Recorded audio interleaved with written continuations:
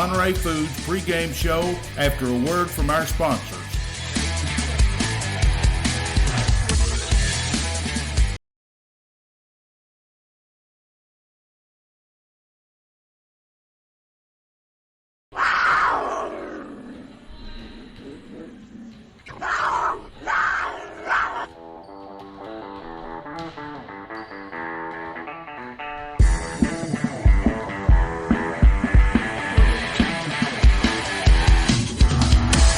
Welcome everyone to the Monterey Sports Network's broadcast of tonight's Monterey High School Wildcat basketball games.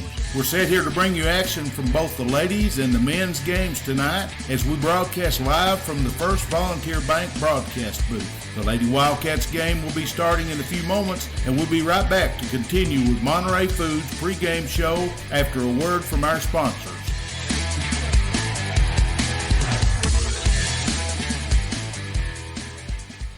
At First Volunteer Bank, we're not just a community bank. We're a bank that's here for our community. We know our customers by name and treat them like family. And we're here to serve our community however we can. Whether it's teaching financial literacy in our local schools or collecting and donating thousands of canned food items each year to local food banks, we're a part of your community. If you're looking for a community banking relationship, we make it easy for you to switch because we're here to help you every step of the way, right down to a local person on the other end of the phone to assist you when you need it. First Volunteer Bank, member FDIC, equal housing lender. Monterey Foods, your hometown grocery store. From the time you enter their door until your groceries are carried to your car, you'll be treated as a valued customer. Come by and see Danny and his staff today. And remember, they have fresh cut meat daily, and check out their weekly specials at Monterey Foods on Facebook. They're located at the corner of Holly and Stratton in Monterey, or just give them a call at 931-839-2434. That's 931-839-2434.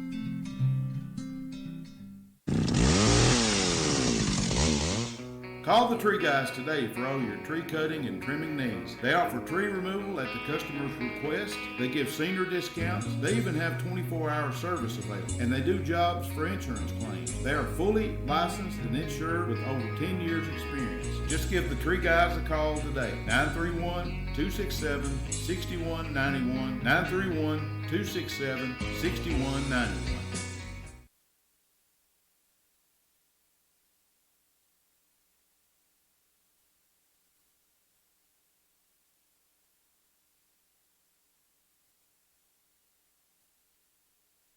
All right, folks, we're here at the Troy Foust Memorial Gymnasium, home of the Lady Wildcats and the Wildcat boys. I guess we kind of nicknamed this the Den, didn't we, Mr. Henry? Yes, sir. We're sitting here with my good friend Barry Henry, part of our broadcasting crew. My name's Rick McNeil, and we're waiting on Coach Duff. He said he had baseball practice this afternoon, so he said he'd be up here just as soon as it's over with.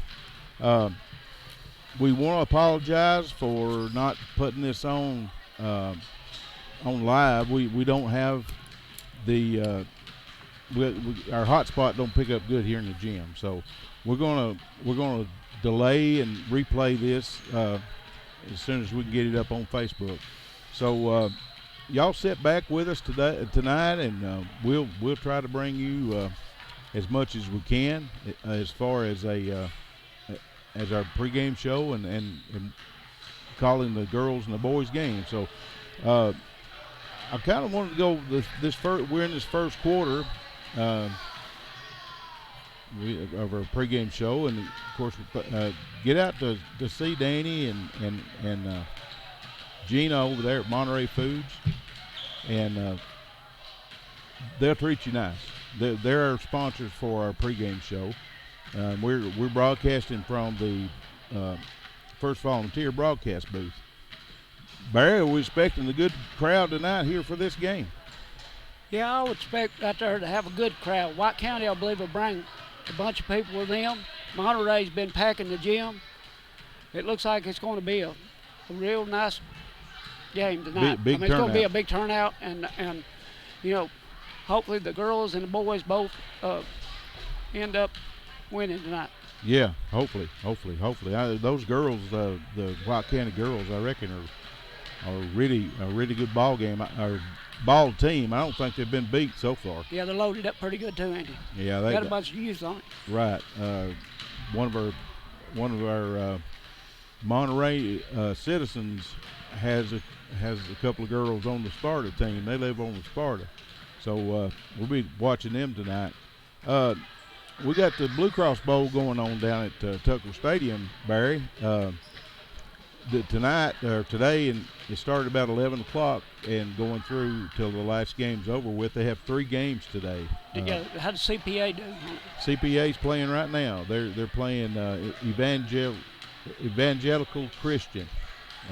They were 12-1, CPA 7-6, and it looks like, according to Coach T, it's in the second quarter right now as we speak, and CPA's leading 14-10.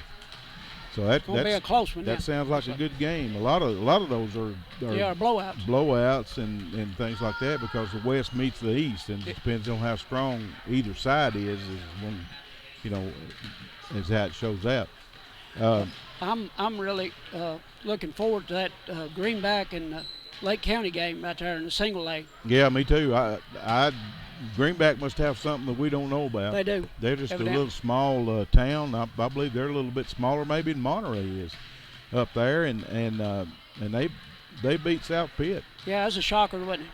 I believe what I can gather, I believe a couple of players may have got hurt on South Pitt the game before that. That's why I understood it. Yeah, so you never know. I mean, it's a long season, especially getting single A ball, and you don't have the bench. You don't have the school population right. to pick from to have a good bench. So you get one of the good players hurt, it just devastates a team. The first game today was it was in the Western Division or Western Region. Of course, CPA and Evangelical Christian is in the middle region.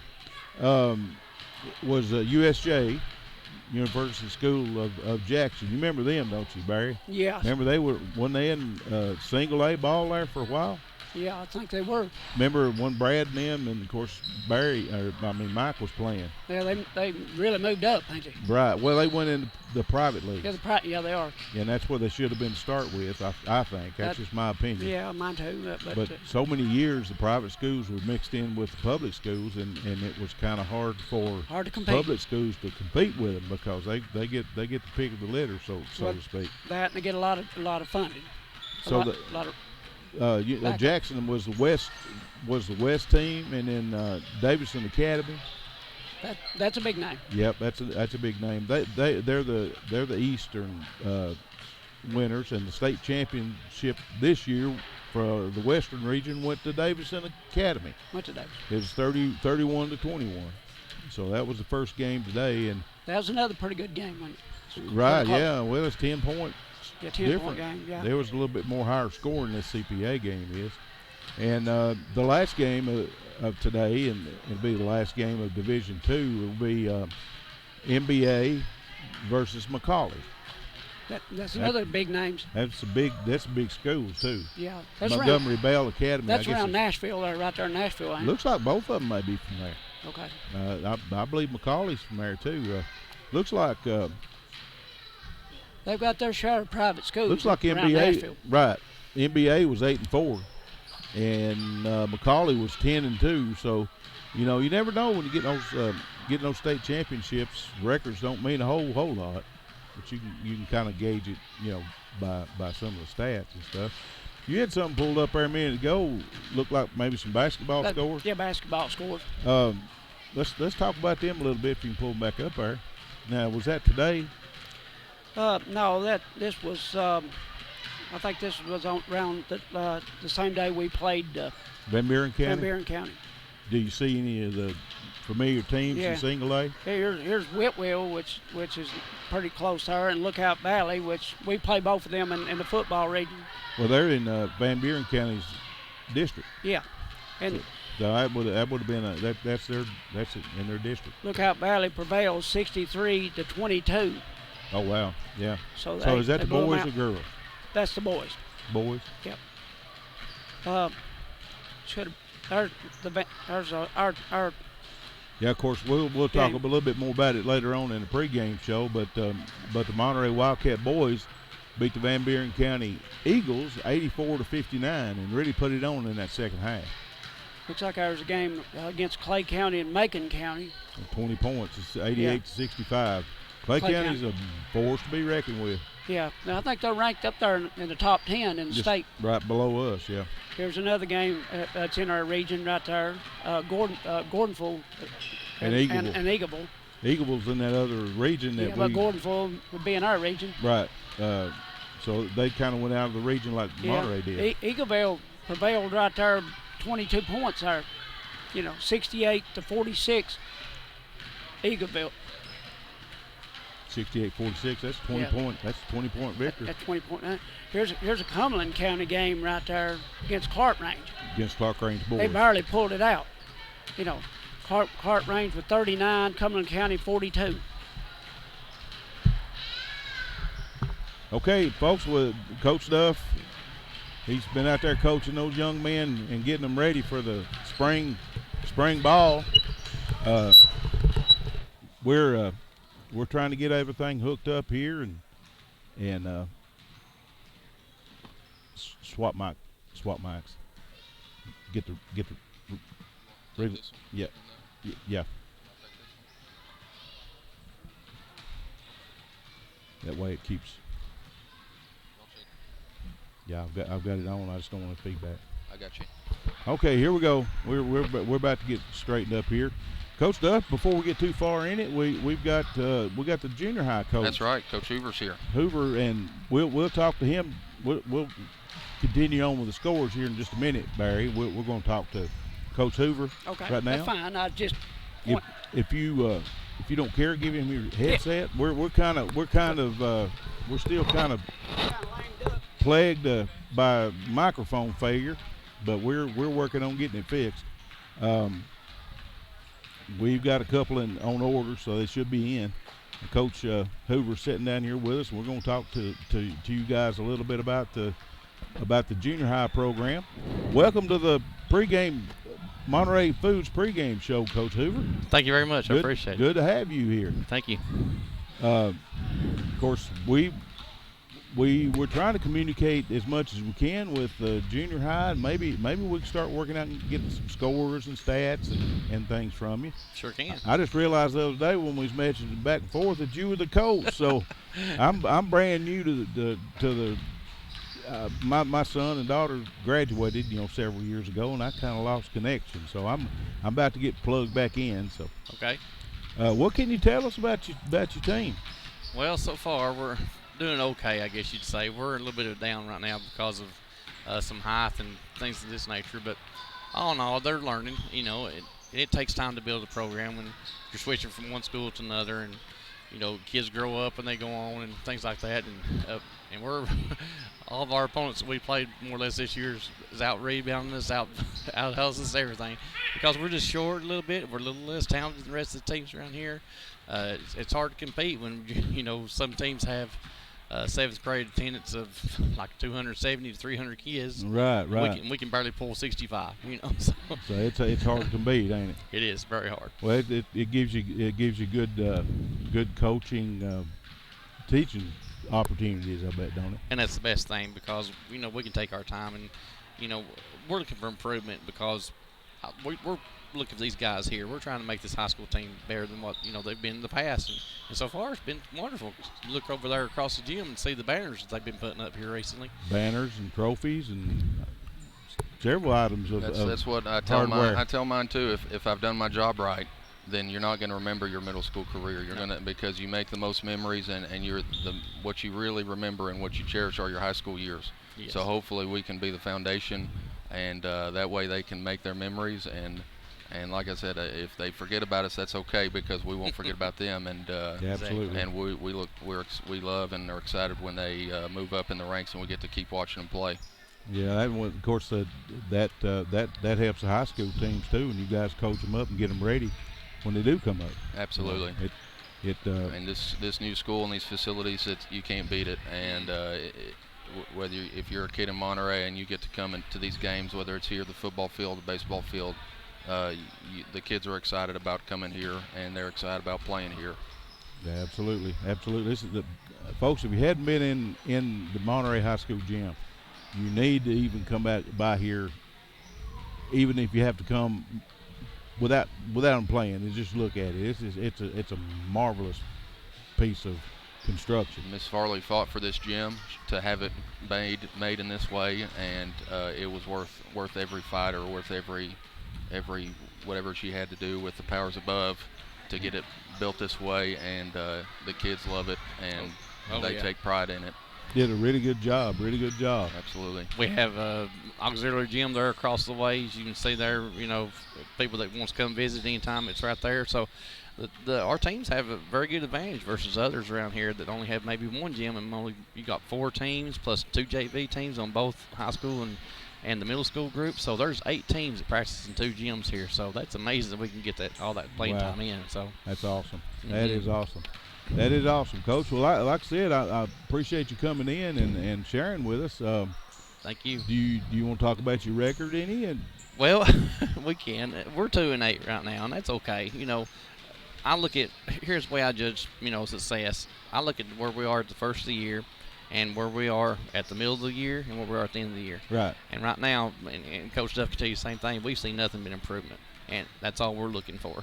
And if we happen to win a game here or there, that's okay, because the wins will come eventually, and that's all right. You just got to keep on coaching, keep on teaching. Got to. And it's hard to put, majority of our team is underclassmen, if you want to call them that. So we have 4 or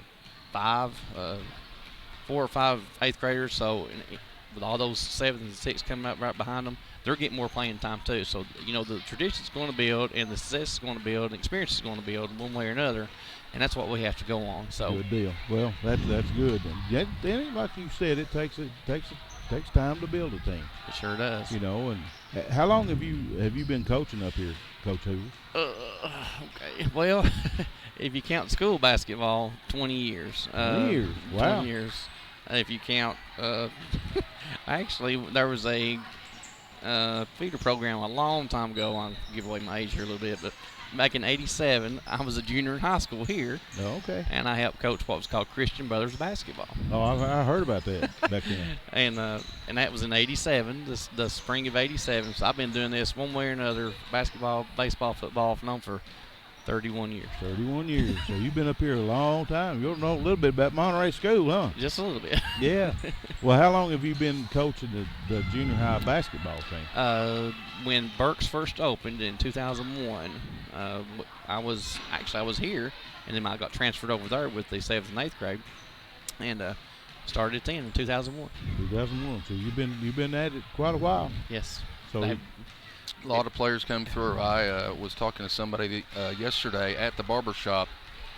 They asked me if I knew Tristan Castle, and I said I do know Tristan, and he's played for Coach Hoover for 5th, 6th, 7th, 8th grade. Yes. Played for Coach West in his high school career, mm-hmm. and you hear these names and you can't believe it's been that long. You can't believe that you had him in the program for 4 years junior high, 4 years high school, and 8 years in the program.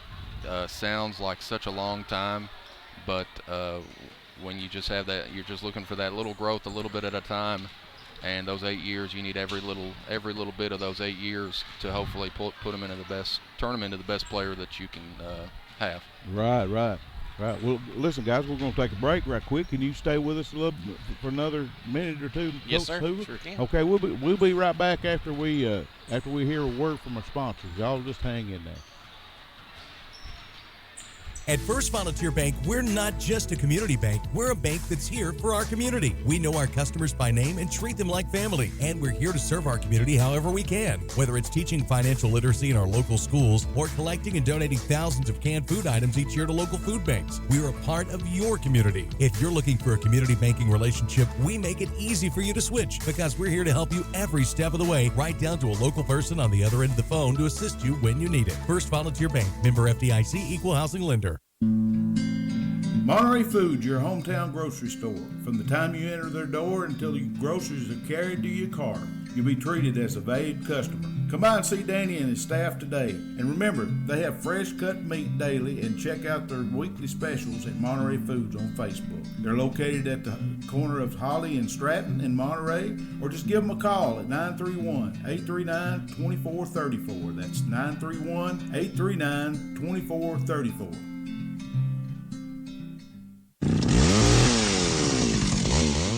Call the Tree Guys today for all your tree cutting and trimming needs. They offer tree removal at the customer's request. They give senior discounts. They even have 24-hour service available. And they do jobs for insurance claims. They are fully licensed and insured with over 10 years experience. Just give the Tree Guys a call today. 931-267-6191. 931-267-6191. Used to be all right, folks. We are back in Troy Foust Memorial Gymnasium. This has been one of those pregame shows that we're kind of scattered here. Take the information as we get it, right? Here and there, yeah. So we're just hanging over by the thread here. I've been tied up all day long, and I think Barry had been too, and Coach Hoover got tied up with practice, and so did Coach Duff. But yes. Coach Hoover's back with us again for a little while in this segment. So we're going to pick his brain a little bit more about the junior high. Hopefully, like I said, we can start nothing else having Coach Hoover just to post on Monterey Sports Network's page. Tell us about the kids, put pictures on there, or whatever we need to do. But we'll get that worked out. And, okay. Again, we're just starting, and I wasn't born a sports broadcaster. That's right. That makes sense. We're just adding every little piece as it comes into us. So yeah, it's a work in progress, and I've heard some people talk about it and say that it's been pretty good. So we'll keep on making it as good as we can, and if you guys got any kind of suggestions or anything, to let us know. Just message us there. Hopefully we're not the stars. Hopefully our teams are the stars, and yes. they take the forefront in a perfect world. So, yes. so that's that's hopefully what the highlights would be, and people forget about whoever the people talking. Right, yeah. Well, we need to do that anyway. Yeah. I'm not very good. Like Ken Jones said, he's not very. He's good for radio. Yeah. He don't have a good face for radio. Right, face for radio. That's what I was looking for over, Coach. What? Tell us some more about you was talking about how many games you got left on the schedule? I think, let's see, 6, 7 for sure, and then we open up the county tournament. I think the second full week of January. Week of 13th. Yeah. So we got a few more left. Then. Yeah. Yep.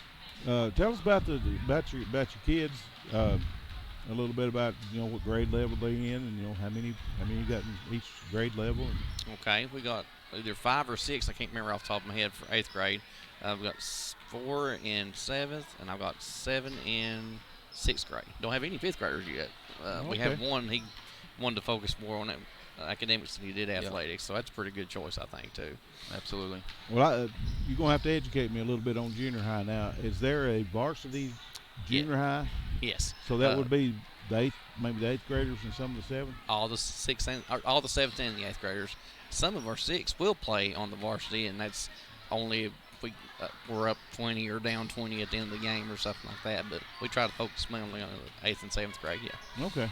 Well, going forward, like I said, if you wouldn't mind, definitely put the schedule, shoot it to me, or you get on there and put it on there yourself. And I sure will. Let's get the word out about the junior high. You guys said that they don't get a lot of publicity. Mm-hmm. Well, let's change that. Okay. I mean, we can do it, can't we, Coach?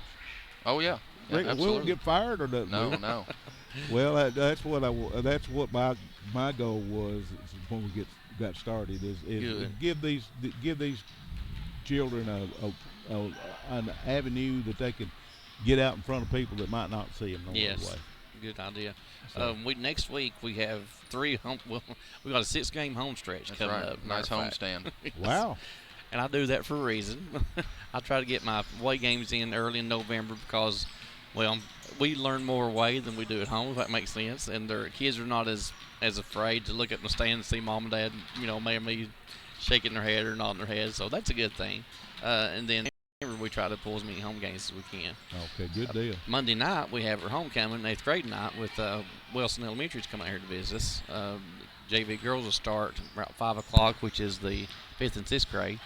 And then our varsity girls play after that, and then our varsity boys play after they're done. So. Okay, so that's Monday night. That's Monday night. Okay, and that's here in the main gym. Yes. Okay.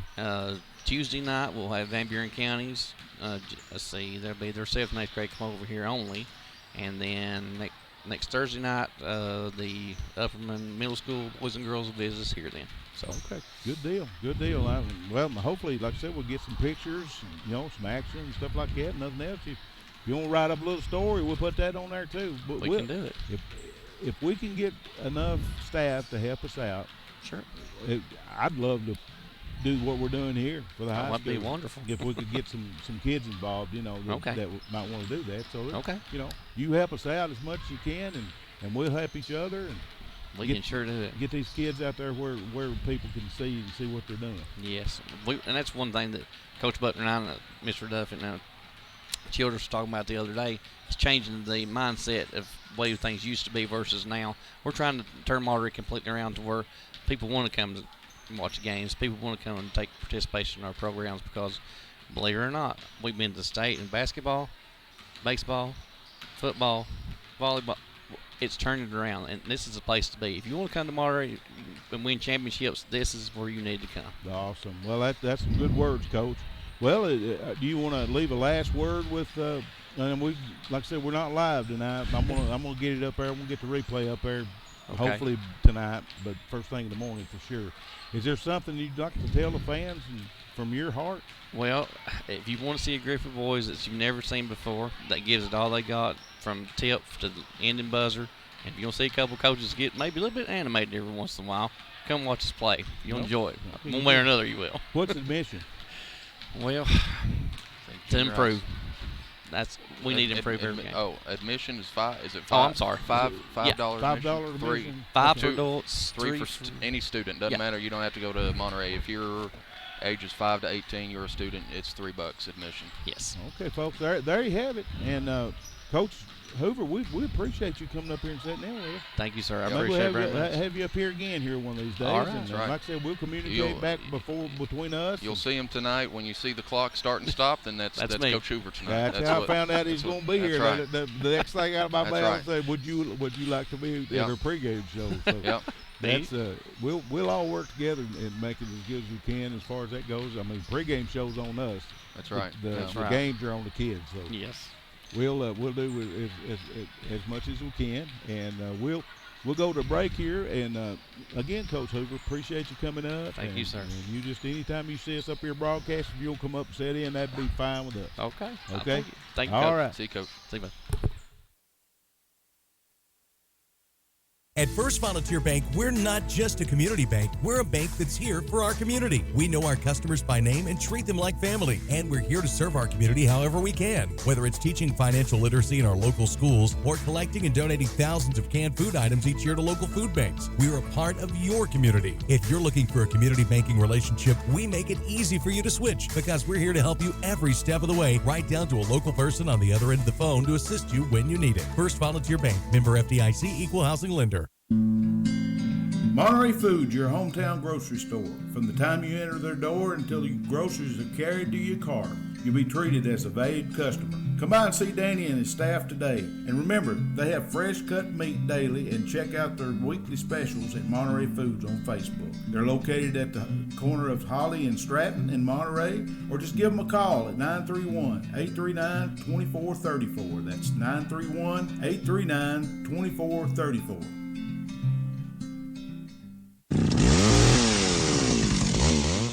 Call the Tree Guys today for all your tree cutting and trimming needs. They offer tree removal at the customer's request. They give senior discounts. They even have 24-hour service available. And they do jobs for insurance claims. They are fully licensed and insured with over 10 years experience. Just give the Tree Guys a call today. 931-267-6191. 931-267-6191. Okay, folks, we're back here at the Troy Foust Memorial Gymnasium, the home of the Monterey Lady Wildcats and the Wildcat boys. We had a good visit with Coach Hoover there a while ago, didn't we? Absolutely, yeah, it was good. Yeah, hopefully we can start putting some stats and things on there about the kids. Absolutely. And that's what it's all about. That's what our main goal is to get these kids some exposure out there to people that might not be able to see them no other way. Well, before we go into anything else, Coach Duff. We're ticking down to game time. We got 21 minutes left, but we got time to go over some scores around District 6A. And that's where we've been starting because that's Monterey's district, and we play every single one of these teams twice in the season, and that's the first set of teams we play in the playoffs to start the season with the district tournament. So if you start in the West with the Trousdale County Yellow Jackets, they were in action on Tuesday night against Watertown, and the Trousdale County girls beat Watertown 61-60, and the Trousdale County boys lost 33 to 53. That puts your records for Trousdale County girls at 1-3. Puts your records for Trousdale County boys at 0-3. They are in action. They kick off district play next Tuesday against Jackson County. Staying in the West, Gordonsville Tigers. Both teams have been off to a great start. On Tuesday, they played Eagleville at home. The girls for Gordonsville lost to Eagleville 60-64. The boys for Gordonsville lost to Eagleville 46-68. That puts your Gordonsville girls record at 4-2. It puts your Gordonsville boys records at 3-3. And remember, Eagleville was who put Monterey out in the sub-state round last year. So it'll be interesting to see when we play Gordonsville, how do we match up against Eagleville, looking at those scores. Staying in the West, Jackson County Blue Devils, their girls lost to Watertown on Monday. We said that on our broadcast on Tuesday at Van Buren County. The boys also lost to Watertown on Tuesday, putting the girls' record at 0-5, putting the boys' record at 3-3. They are in action tomorrow, and they are in Spencer to take on Van Buren County tomorrow night. Going north to North Tennessee, if there is such a thing, Red Bull and Springs, they've been very busy to start this early part of the season. They are in action Tuesday against opponent Monterey has already played, Smith County, and they beat Smith County. The Red Bull and Springs girls beat Smith County 60-56, and the Red Bull and Springs boys beat Smith County 73-51. So your record for Red Bull and Springs girls is 5-2. Your record for Red Bull and Springs boys is up to 7-2. They've already played 9 games, so they've been very busy this early part of the season. Wow. Yeah. Staying in the north, Pickett County out of Byrdstown. We don't have any action for them since their Thanksgiving tournament that the Wildcats attended last Friday and Saturday. The Pickett County girls are still at 5-0. The Pickett County boys are still at 4-1. They do have a long trip, or actually not a long trip. They're hosting Whitwell, and that's about over a 2-hour trip. Whitwell's coming to them on Saturday, and they'll have another game. And they kick off their district play next Tuesday against your Monterey Lady Wildcats and Monterey Wildcats. So that will kick off district play for Pickett County and Monterey. Well, that is a trip. That's right. Whitwell up there. It's an hour and a half just from Monterey, so it's another 45 minutes to Pickett County. Whitwell really give them a hotel room up there. Yeah, Bobcat Inn. Yeah, that's right. Pickett County really wanted them, or Whitwell really wanted to travel north or something. They took a road trip. Yeah, big road trip. Big road trip. Yeah. I guess that's why they did it on a Saturday. Your Clay County Bulldogs. The girls and boys played Macon County on Tuesday. The girls lost to Macon County 51-68. The boys had a big win over Macon County 88-65. So a 33-point win for Clay County boys. That puts the girls' record for Clay County at 1-3. It puts the boys' record for Clay County at 4-0. They kick off their district play tomorrow at Clark Range. I think we've got. That was girls. That was girls and boys start off tomorrow district play at Clark Range. Wow. And that's a good segue into our last team, the Clark Range Buffaloes. They play Tuesday against Cumberland County. and the Clark Range girls won 79-53, and the Clark Range boys lost 39-42. So your Clark Range girls are sitting at 4-1. Your Clark Range boys are sitting at 1-4. And as we just mentioned, they are starting off their district play against Clay County. They also have another common opponent on that following Monday. Also, though, they travel east to Oneida. So a couple common opponents for Clark Range for the Wildcats to be able to gauge themselves against. So that's your wrap-up of District 6A. Some highlights across the district. I know that's a lot of scores, a lot of information, a lot of teams. Your Gordonsville Tiger girls are 4-2. Your Gordonsville Tiger boys are 3-3. Your Jackson County boys are 3-3. Your Red Bowling Springs girls are 5-2. Your Red Bowling Springs boys are 7-2. Your Pickett County girls are 5-0. Your Pickett County boys are 4-1. Your Clay County boys are 4-0. And your Clark Range girls are 4-1. And then we all know our Monterey Wildcats girls are sitting at 3-4. Our Monterey Wildcat boys are sitting at 6-0. 7-0. 7-0. Correction. Yep. So they got that one the other night against Van Buren County. That's right. That was a big comeback too. They had trouble there in that first half. Yeah. They ended up putting their draining. It will look really quickly at District 5A, and we were there on Tuesday against the Van Buren County Eagles. Van Buren County girls in action Tuesday. They're in action tonight against Sequatchie County, and they're in action Friday against a District 6A opponent. We said Van Buren County is kind of like the unofficial 9th member of District 6A. Since their district isn't as strong of a basketball district, they like to play teams in District 6A. But your Van Buren County girls are at 2-2. Your Van Buren County boys are at 0-4. But we will still have some scores and some matchups to keep an eye on as we go through the year and see how the Wildcats are holding up. And then that's really if you're talking about District 5A, all you're talking about is the Van Buren County Eagles. So right, the rest of them, there's 4 teams? Whitwell and Richard Hardy and Ivy School, and last one, I said Whitwell, I said South Pitt.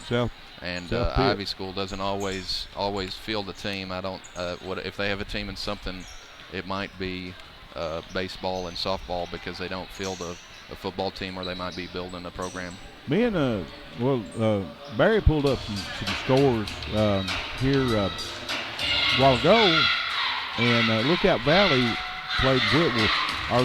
They're not in that? They're not in there. It's strange. I don't know geographically what TSSAA does, but football, the region for football is Lookout Valley, Copper Basin, South Pitt, Whitwell. Okay. But then basketball, Lookout Valley and Copper Basin play in a different district for basketball. So geographically, that's kind of different, and so we don't really. Well, I can't explain it. We'd have to write in or call into the TSSAA. Yeah, well, so they try and make it as easy as possible geographically for those teams. But we went around District 6A, and we've mentioned the highlights from District 5A. We do have some scores from around the Upper Cumberland. We mentioned this on Tuesday at at Van Buren County. Upperman girls are at 4-1, and Upperman boys are at 5-0. They start their district play against Livingston Academy on Friday, and they also have another district game against opponent Monterey Scene at Smith County next Tuesday. So that's your Upperman Bees and where they're at. Livingston Academy Wildcats, their girls are at 3-3, and their boys are at 3-3. According to what we've pulled for our records, they haven't had any action since their Thanksgiving games. But they, like I said before, they are going to Upperman for a tough matchup tomorrow night. Okay. Are they in the same division? They are. They are in District 8AA, and when I get my ducks more in a row, I can talk about District 6A, District 5A, and then District 8AA, which is DeKalb, Smith, Upperman, York, and I think there's one or two more in that. But it's sort of your west, sort of does a horde. You got your Smith and your DeKalb, and you've got your Upperman and you got York. And they're up here on the island, aren't they? Yeah, they're sort of, and I want to say Watertown too. I think Watertown bumped up to 2A with their enrollment. I could be wrong, but I think Watertown used to be single A, but they reclassified a few years ago to 2A. Okay. So that's another district I like to keep an eye on, because last year you had all 4 girls teams from District 8A, District 8AA swept District 7AA. So you had Upperman, Macon County. Macon County's another team. Yep. Upperman, Macon County, DeKalb County, and one more, I can't think of who it was, all made it to the region tournament, which if in TSSAA playoffs for basketball, the region tournament's kind of like the Final 32 or whatever you want to call it. NCAA's they don't have it, they call it the round of 32. That's what the region tournament is in Tennessee playoff basketball. So but it's just the opening. And DeKalb County was the 4 seed out of that District 8AA. They ended up making the state tournament. So that's an impressive run from them. Going to the big school in Cookeville Cavaliers. Their girls and boys were in action at York on Tuesday. The girls won 50-39 and the boys won 67-59. So that puts the Cookeville girls at 5-1. That puts the Cookeville boys at 3-3. And if I was a betting man, which I am, I would sort of wonder and think if we might see the Cookeville coaches here tonight to scout White County, because they are not in. It's a Thursday, kind of a weird day to play a basketball game. White County and Cookeville are in District 6 AAA, and that district has 5 teams. So that means if 2 teams are playing each other and 2 other teams are playing each other, you got 1 team that's left out. So it's sort of, they call it their bye week. If they don't have a district game that week or that day while the other teams are playing, they sort of have to schedule funny, and this could be the result of that. They're playing Saturday. Cookeville is playing Saturday at home, but against Cleveland. But I wouldn't be surprised to see the Cookeville coaches come in and scout these girls and these boys and try and get some information during this game, and not only that, just see a very entertaining boys and girls game. Right. Monterey, they had a scrimmage against Cookeville the first year. Beat them very well. And I've played a lot of scrimmages, and I've won a lot of scrimmages. And when you play them in the real thing, things change. And it's amazing how things change. And as a baseball coach and football coach, we try and we play our best, but we try and work on things and improve on things. So obviously I'd love to see Monterey play Cookeville, and I'd love to see Cookeville and Upperman play every year. But the stars don't always line up that way. But they were able to scrimmage this year, and that was a nice comparison and a good early exhibition game for our Wildcats. I will go to the front runner. If you're talking about District 6A, you're talking about the county east of here, and that's Crossville, Cumberland County, and the Stone Memorial Panthers. If you look at their girls team, they have dominated all year. They are at 6-0.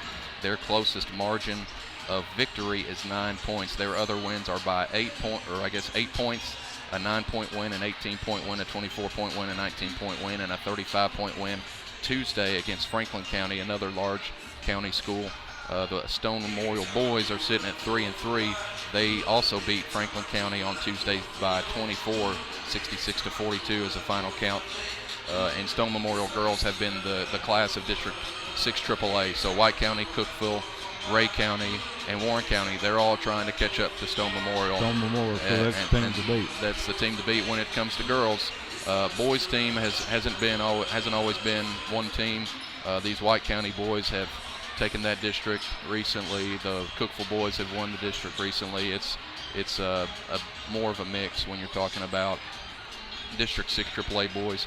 Like a toss-up between Clay County, Pickett County, Monterey. It's pretty much like that. It could go any team's way any year.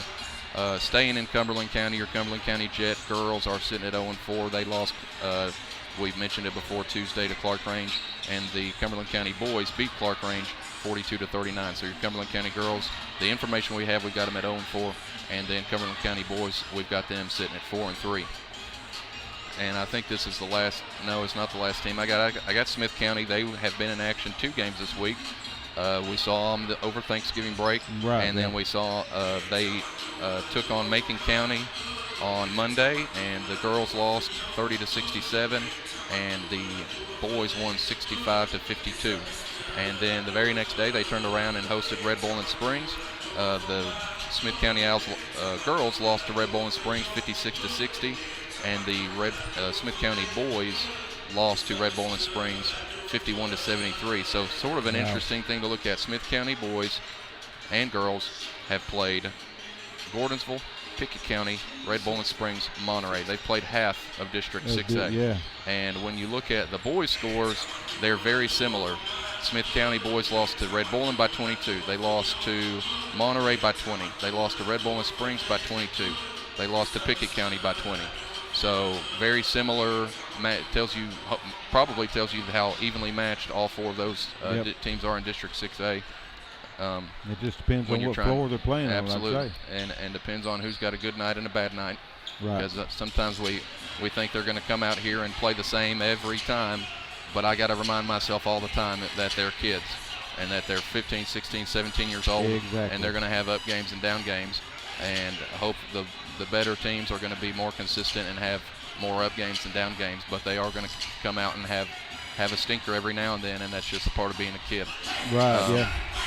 So that takes us around the Upper Cumberland. We can talk about some girls' stats, or we can talk about, I think I was going to save the boys' stats for in between games. I was able to get some girls' stats, and I can just go right down your point totals and your point averages. Lindsay Wright averaging 15 points a game, Anna Hudson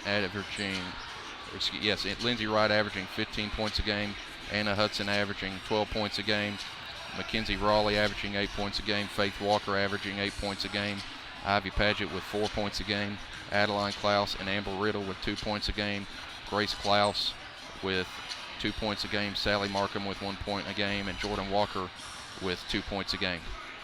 So that sort of rounds out your scoring for your girls team. And we're going to get a roster, or look at the roster for these White County girls, so we can give you some names. I'll tell you what, Coach, I keep going. Let's take a break right quick before they come back. We'll come back, and the start of the girls' game will be just in a moment. That'd Folks, be great. we're going to hear a word from our sponsors, and we'll be right back with you in just a second. At First Volunteer Bank, we're not just a community bank, we're a bank that's here for our community. We know our customers by name and treat them like family, and we're here to serve our community however we can. Whether it's teaching financial literacy in our local schools or collecting and donating thousands of canned food items each year to local food banks, we're a part of your community. If you're looking for a community banking relationship, we make it easy for you to switch, because we're here to help you every step of the way, right down to a local person on the other end of the phone to assist you when you need it. First Volunteer Bank, member FDIC, equal housing lender. Monterey Foods, your hometown grocery store. From the time you enter their door until your groceries are carried to your car, you'll be treated as a valued customer. Come by and see Danny and his staff today. And remember, they have fresh cut meat daily, and check out their weekly specials at Monterey Foods on Facebook. They're located at the corner of Holly and Stratton in Monterey, or just give them a call at 931-839-2434. That's 931-839-2434.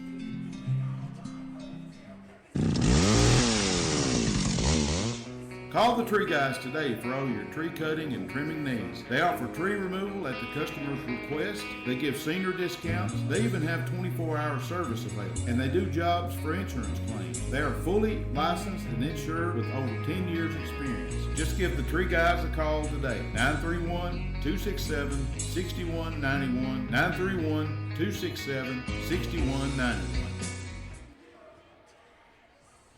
All right, folks, we're here back with Coach Duff and Barry Henry and myself and Rick McNeil, and we're in our final segment. We've got about 2 minutes to go before this ladies basketball game kicks off. So I believe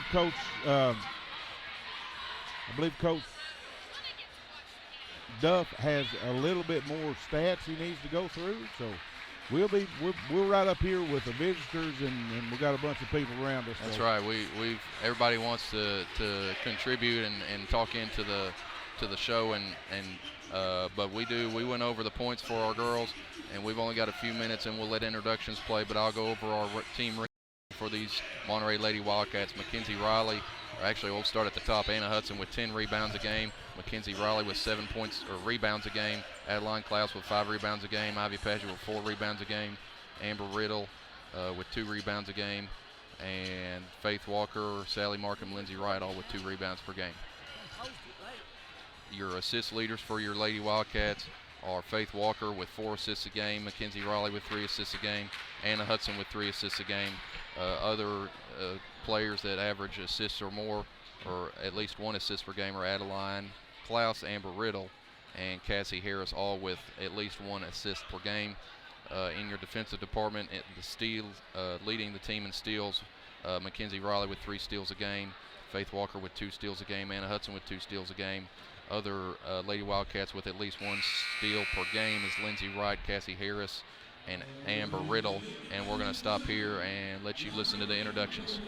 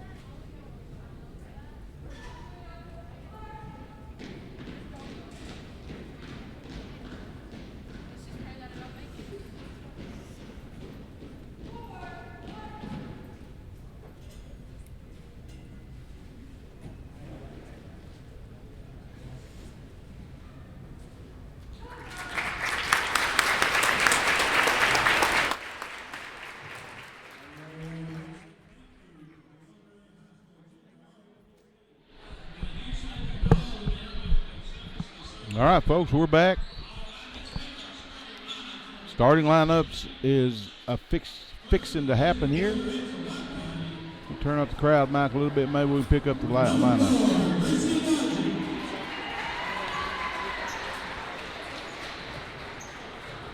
Number 23, Andy Reed. Number 32, Kendall Reed.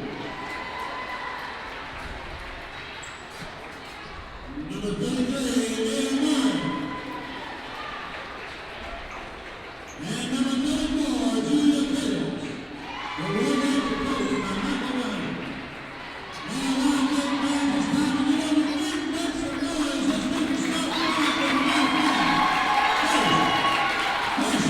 number 30, Lindsay Martin.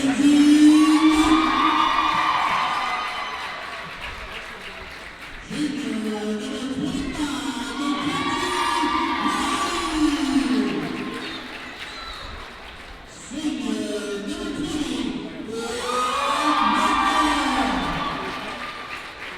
Senior number 20, Senior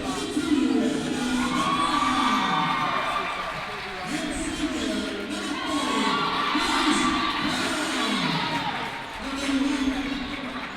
and senior number 40,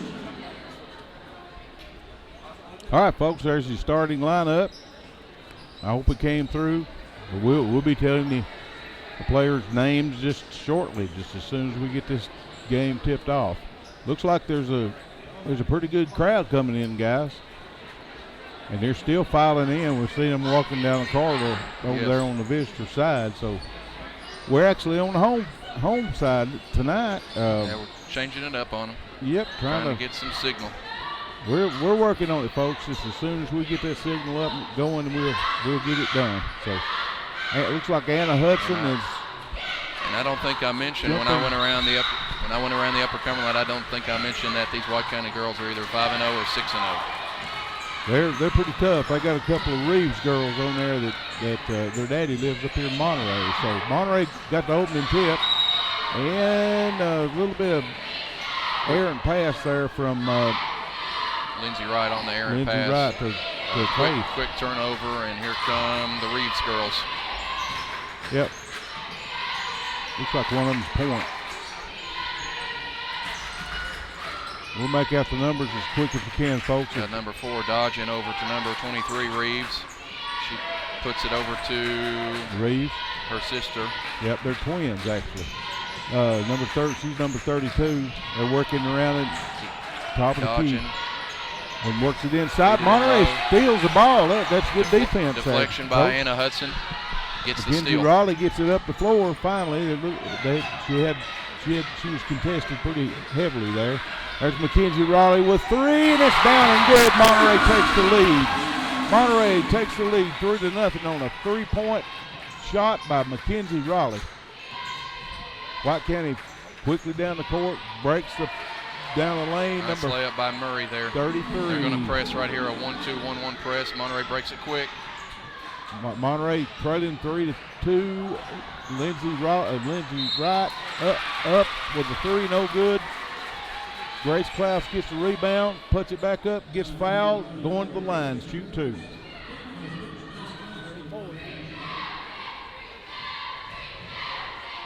Three to 2. Monterey's leading 3-2. First foul shot by Grace is no good.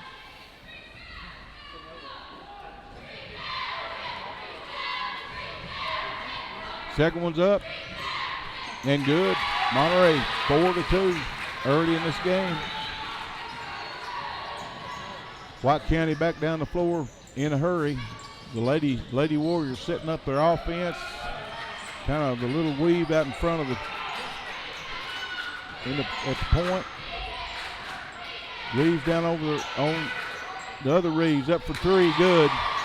That's number 32, Kendra Reeves. Left wing. Monterey breaks the press again, coach. Here we go. And almost lost the handle on it. By Lindsay Wright, quick recovery. They're going to try and trap her in the corner. We pass out of it. There's right wing Hudson. Anna Hudson over there. In the corner, out to Grace Klaus. Mackenzie Riley. Another one looks good, and it is. Another 3 points by. Quick 6 from Mackenzie Riley. That that 3-pointer was at least 6 feet back from the line. Monterey's hanging in on the missed shot, and rebounds tipped out by White County. Monterey will throw it in. Actually, there was a foul on that, I believe, Coach. A foul on that rebound? Yeah, it's an offensive foul. Yeah, foul on number 33, Murray, for White County. They've got it on the scoreboard. It's a little for us. post player down there, ain't it? So Monterey brings it up across the timeline, over to Lindsey Wright. She's back to Faith Walker. Walker in the corner to Anna Hudson. She drives the baseline. Got it spins stolen. and loses it. Here comes Murray up the floor. Correct. Murray's over to number 34 for 3. No good. White County with the rebound. Another 3 up. Good. Number 30. Number 4. Dodging. And still in a press. They're going to try and trap at half court, but it's not really a press. White County took the lead on that shot. McKenzie kicks it out the right corner over to Lindsey Wright. Lindsey up the baseline, no good.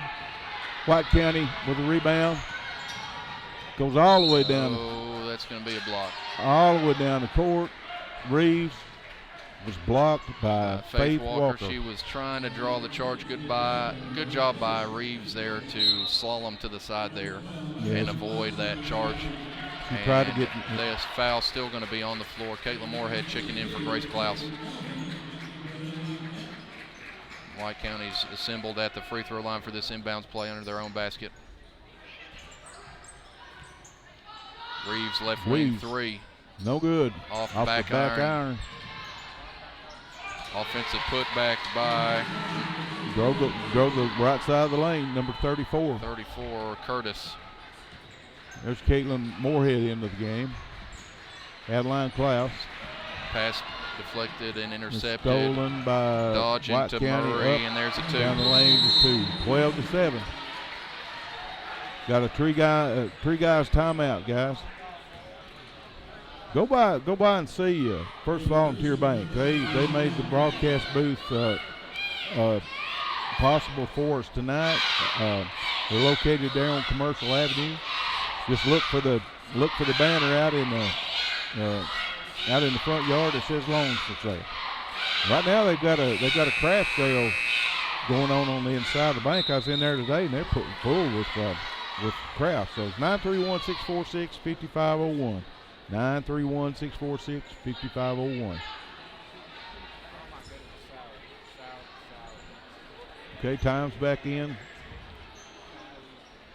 on the floor. White County's going to stay in that 2-2-1, not full court press. It's really stopping them right there at the timeline at half court. Like a half court trying press. to get a deflection or a steal, and they get a bad pass by Adeline Klaus coming the other way. They're having trouble with it so far, ain't the coach? These girls, these White County girls, we knew they were good, and we're finding out.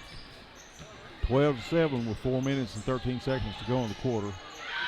Number 4 for 3 in the deep corner. 15-7. That is a hard shot. She was far back in the corner, almost out of bounds. Caitlin Moorhead brings it up across the timeline into Lindsey Wright. She has it stolen. And White County's going to push it. Reeves over to Kick number out 33, to Murray. And off the glass. Just kissed it in. That was a good shot. That was a left wing 3 that ended up hitting the top of the backboard. Oh, was it top of the backboard? Yeah, hit the top of the backboard. Wow. Faith Walker turnover at the free throw line. And there's Dodgen with a quick 2. She's up to 8 already. Reeves. You're at 20-7 so far. Murray, 27 off the glass. Just kissed it. 3 minutes and 16 seconds to go in the quarter. Turnover and an impressive deflection and pass back inbounds. Dodgen got that tip and saved it from going out of bounds by flinging overhead right to one of the Reeves girls. And that's a play you would see on a highlight reel. That's 2 on Faith Walker.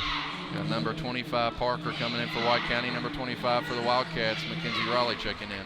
coming in for Lindsey Wright. White County's got this inbounds play under the basket. It looked like it was lined up for a shot, but I think the ref kind of said it was on the floor. Right. Out front, back to the right wing. Faith Walker does have 2 fouls, but she's staying in. Reeves high out front.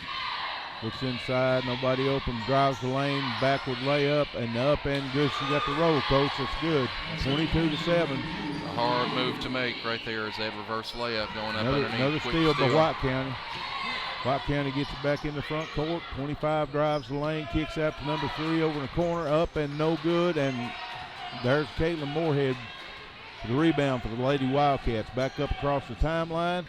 Caitlin bringing it up the floor, double teamed, and finally stolen by White County. Drives the lane, up and good, and fouled. The Lady Warrior was fouled by Mackenzie Raleigh. Number 4 will go. Number 4 dodging with her 10th point already. And this will be an and one because the basket was good. Grace Klaus, Faith Walker checking out, Amber Riddle, Grace Klaus, Adeline Klaus checking out, and Grace Klaus checking in, Adeline checking out. I'll get it right. Got a bunch of sisters out here. That's right. Klaus to Klaus. Got a family Reeves affair. to Reeves. Offensive rebound by White County, foul again. Foul by Anna Hudson. That's number 25 Parker on the offensive putback, and she'll shoot 2.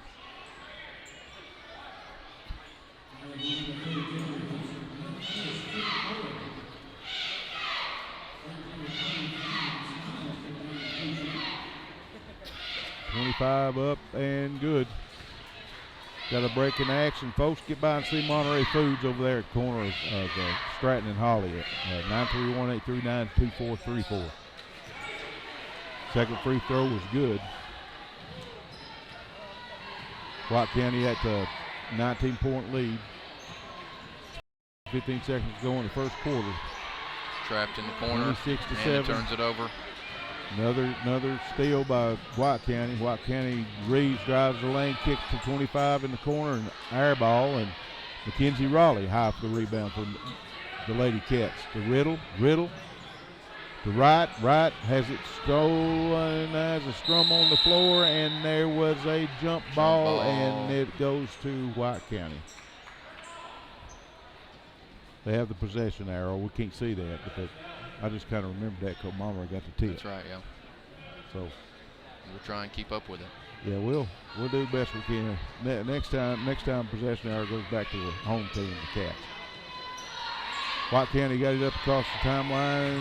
Number 34 looks at her offense, trying to get inside, up and no good, but fouled by, looks like, was that Lindsey Wright got that one? Anna Hudson with another foul. Number 2. Parker going to the line for another 2. Anna's got 2 on her. 1:36 to go. White County 27, Monterey 7. Is that number 25 at the line? It's Parker again, yeah. This will be her 4th, and she's 4 for 4. The shooting eyes out of foul shot. Caitlin Moorhead checking back in for Amber Riddle. Mackenzie, and now White County's gone to a 1-3-1 D. Mackenzie gets across the timeline into Lindsey Wright. Lindsey Wright, way big Skip pass and missed everybody. I think one of the teachers over in front row got that one. Monterey is going to do their own press right here. A little 2-2-1 press. White County breaks it in the corner, skip across to the left wing at the top of the key now. 34 drives the lane, up, got stripped that's by a tough break. Amber Riddle, and looked like it was clean, but they ain't got too much on it. The first, I think. That's 5 fouls on the home team, 6 fouls actually. I think Anna Hudson had it clean. Amber Riddle was not clean. All ball there. 34 drives the lane, kicks back out to 3 for a big long 3, up no good. And Parker with the push on the back. Anna Hudson with the defensive rebound. So White County's got 2 team fouls, while Monterey has 6. So White County will be shooting the bonus the rest of the half. 57 seconds to go in the first quarter. 28-7. White County leads the Lady Cats. Lady Cats having some trouble with this defense of White County, and there's another steal.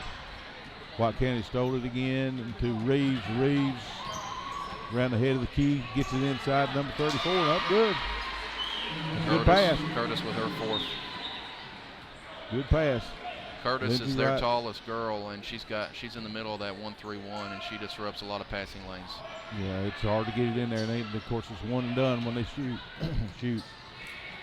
Quick pass ahead. The three's up, no good. White County for the rebound. Reeves outside, good. Bottom, nothing but bad. That's Kendrea Reeves with her 8th point. 5-4 quarters ticking down, folks. McKenzie tries the last second shot for the quarter and misses it. So it's 33-7 the first quarter. Well, Coach, we're seeing a good team right here in front of us. That's a very good team, yeah.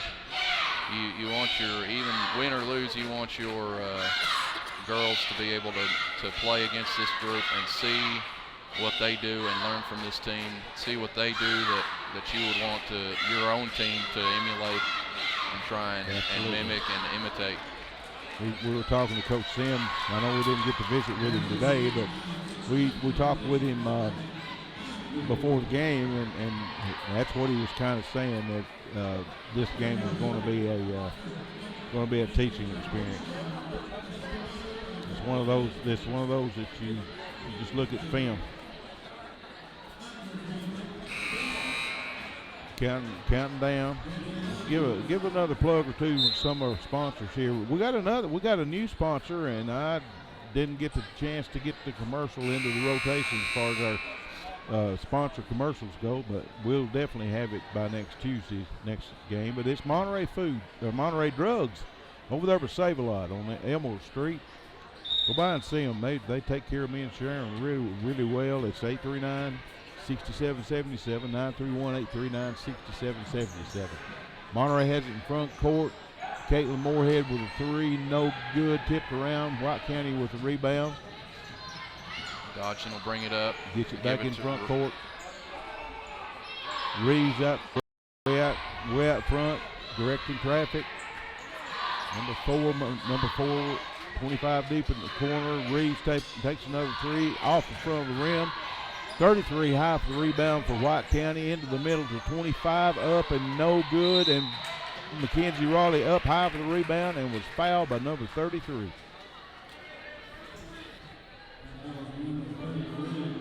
(33-7) early in the second quarter.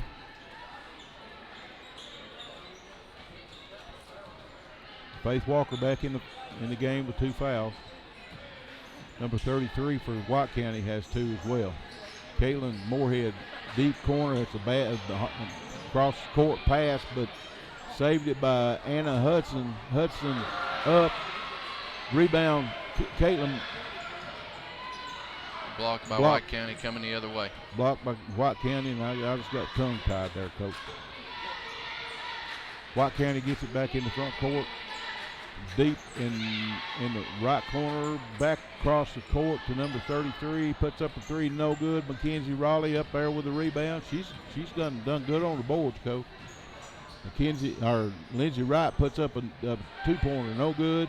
White County with the rebound, back across the timeline. Feeds number 33 down the lane, missed the layup, and there's Mackenzie Raleigh for the rebound for the Lady Wildcats. Back across the timeline. Caitlin Moorhead out on the right wing, puts up a three, no good, off the front of the rim. Anna Hudson with rebound, back over to Faith Walker. Walker misses his three. White County gets the rebound and back up in the front court. Reeves drives the lane. Good move. Good head fake right there by Camden Reeves right there for her first bucket. 35-7. Lady Cats is on the short end of this one. Faith Walker with a deep three, no good. Looked like Reeves there for the rebound for White County. There's one thing about it. If I say Reeves, at least I've got one of them right. You got a good chance of getting it. Yeah. Faith Walker up there for the rebound. The missed shot by White County into McKenzie Raleigh. Raleigh has it in front court. And tied up. Out on the left wing, and the possession arrow goes to White County. Substitute coming in for White County. Adeline Klaus checking in for your Wildcats. For Caitlin. And White County is starting to clear the bench a little bit already. They get it across the timeline. Monterey's putting on the press. Number 15 over number 4, long three up, no good. Over the back, White County. Good job by Faith. The box out right there.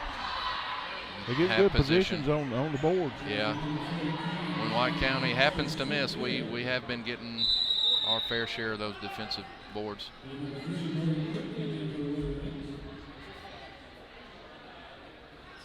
White County is still in that 1-3-1 with that one being way up there high, and they're not trapping at the top of the corners, kind of like our boys do. They're trying to get into passing lanes. Mackenzie Riley, deep three. Deep three, up no good. Off Monterey with the Wright. rebound. Lindsey Wright with the backhand layup, no good.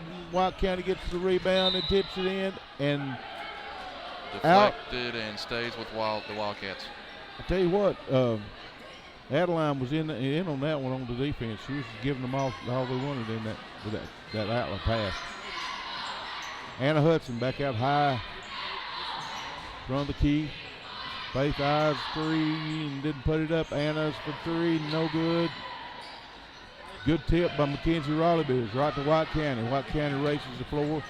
14 drives the lane, and Anna Hudson gets her third foul. Anna Hudson, she could have taken that. I think she could have taken that charge. She was in position, and she slid one more right at the last minute. If she would have just kept her feet still, I think they would have given her that charge. The ref, really, I think he started to signal charge at first, but it was for that last slide at the last moment. She moved us right at the last second, yeah. And trying to get a number. That first free throw was good. That's good. Ivy Padgett in for the Lady Wildcats for, is that Caitlin? No, that was Anna Hudson. Anna she checked got three and fouls. that was Schless, I believe is how it said on the first free throw attempt, and it's good. We'll have another 4:32 left to go in the half. 36-7. 37-7. Good. Second one good. Here comes Lindsey Wright handling the ball. Lindsey over to Mackenzie Raleigh. Raleigh looks in way over and long cross-court pass got deflected by White County out of bounds to Monterey. Monterey runs that 1-3-1 and they want to trap. White County's running this 1-3-1 to play passing lanes. Monterey has it in front court. Lindsey Wright dribbles around the head of the key, has it. She's fouled. She's fouled. We'll stay on this end. Dribble. White County has 5 team fouls. Monterey has 7. White County's in the bonus, and Monterey is now. They have 5 fouls. White County does. So, rest of the fouls will be 1-1. Mackenzie Raleigh over on the right side to Ivy Padgett back out front to Raleigh. Raleigh. Walker over to right. That's a missed shot, but that's such better ball movement even on a missed shot. Not trying those skip passes that get intercepted. Right. Off short. White County had a three up. Curtis on the missed three for White County. Mackenzie Raleigh coming the other way. Let's see if they can have another good possession right here. At least they're settling down and pass the ball a little bit. And that one is intercepted, passing in the middle court. Curtis coming back the other way, fouled by Lindsey Wright. Lindsey Wright just made sure she didn't make that shot. So Lindsey, is that the first one on her? We'll see. First or second? You'll see that skip pass against a 2-3 or a man. You'll see that skip pass where they can flip it across court, but this 1-3-1 isn't the time to do it. No. And Curtis makes her 5th. 5th free throw of the game. 38-7. White County is in the lead. Parker up with another one. 39-7, 3 minutes and 34 seconds to go in the half.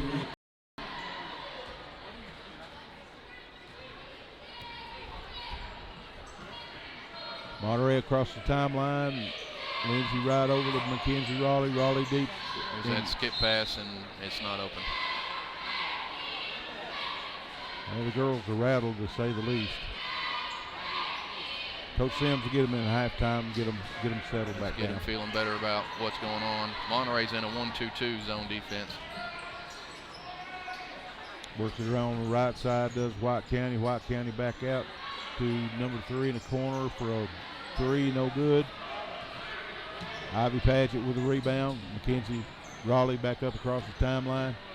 Drives, kicks out to Faith Walker. Walker drives, kicks out to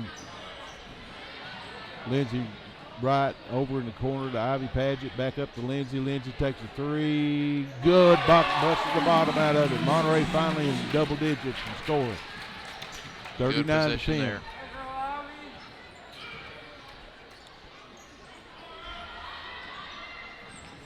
White County out on the perimeter. 15 is at the head of the key over number 12 in the corner into the middle, and a stolen pass by Adeline Klaus. Monterey got the turnover that time. Mackenzie Raleigh across the timeline into Faith Walker. She looks inside, nobody open. Here. Backs it out over on the right wing to Mackenzie Raleigh comes up with there. Ivy Paget fouls on the rebound. White County under their own basket. Now they'll be shooting 1-1. They'll be shooting 1-1. They're going to roll it on down. Yep. It's a good job by Faith to dribble ahead and get the defense to close in on her and then bounce it over to Mackenzie on the right wing. So that's slowing it down and getting little possessions like that. You're not going to make every shot, but you can at least make this game feel better than what it has so far. Oh, yeah. Settling down, playing a little bit of ball. There's a whole another half to be played. And I'm not. This looks like number 2. I don't have a 2 on the roster, so it might be a 12 or a 22. We got a side view of her. That's number 12, and that is Powers both with free her throws. first 2 points. 41-10. Monterey trailing at the moment. 2 minutes to go in the second quarter, first half. Long pass inside to Ivy Paget up. Block, stay with Monterey. Block. Now that was a good skip pass, but that was down low instead of doing it from wing to wing. That one was from the top of the key down to the baseline. And Yeah, that one was there for a moment. You can't go cross court with these girls, that's for sure. They're too quick. Mackenzie Raleigh out on the left wing to Faith Walker. Right, Walker. Up, no good. 3 was no good. And White County with a rebound. Back up in the front court. They got Reeves back in there, looks like.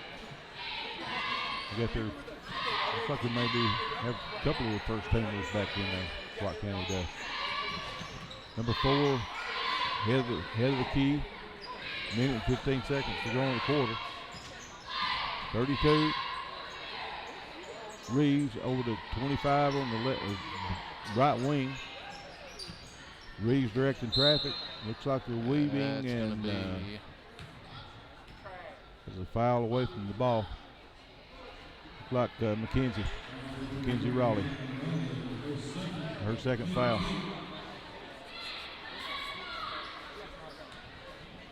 It's they're in the double bonus now. White County is. Monterey's got 10 team fouls.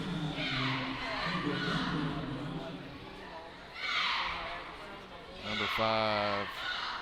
It's the first. We got another Parker on. It's no, off the front of the rim.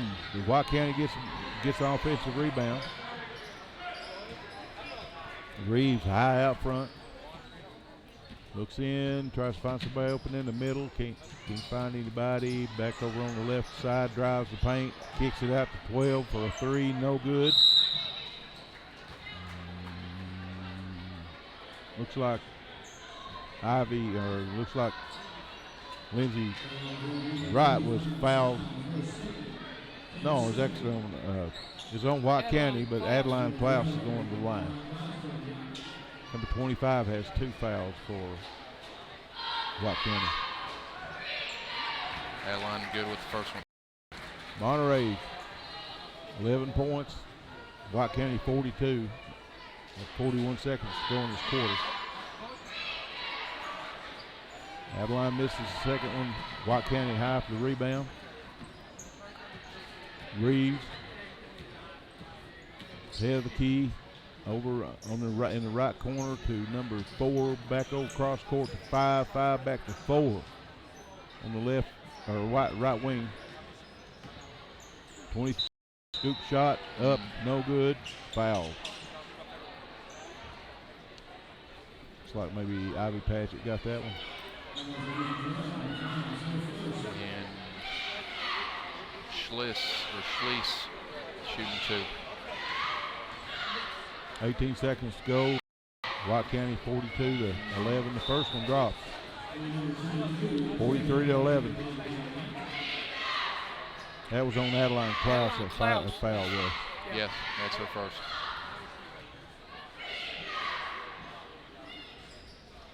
Missed the second one. And then there was a foul on the rebound.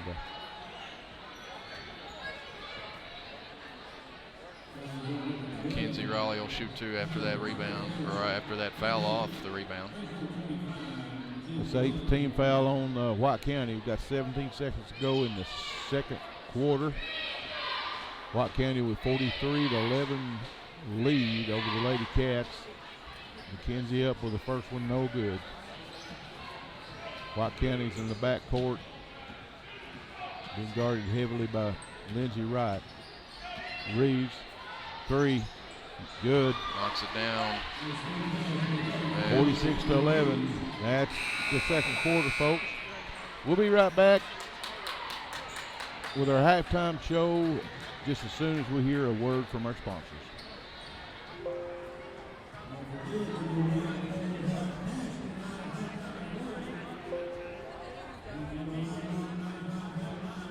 At First Volunteer Bank, we're not just a community bank, we're a bank that's here for our community. We know our customers by name and treat them like family, and we're here to serve our community however we can. Whether it's teaching financial literacy in our local schools or collecting and donating thousands of canned food items each year to local food banks, we're a part of your community. If you're looking for a community banking relationship, we make it easy for you to switch because we're here to help you every step of the way, right down to a local person on the other end of the phone to assist you when you need it. First Volunteer Bank, member FDIC, equal housing lender. Monterey Foods, your hometown grocery store. From the time you enter their door until your groceries are carried to your car, you'll be treated as a valued customer. Come by and see Danny and his staff today. And remember, they have fresh cut meat daily, and check out their weekly specials at Monterey Foods on Facebook. They're located at the corner of Holly and Stratton in Monterey, or just give them a call at 931-839-2434. That's 931-839-2434.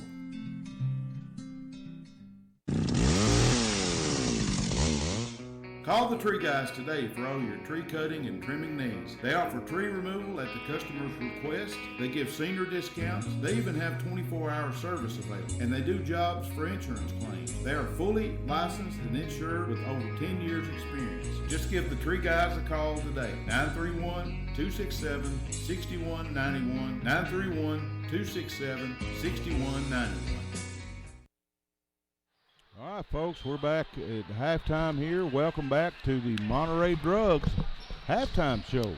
We got a new sponsor today, and we want to give a shout out to all of our sponsors. That's what makes this possible, folks. And get out and see them.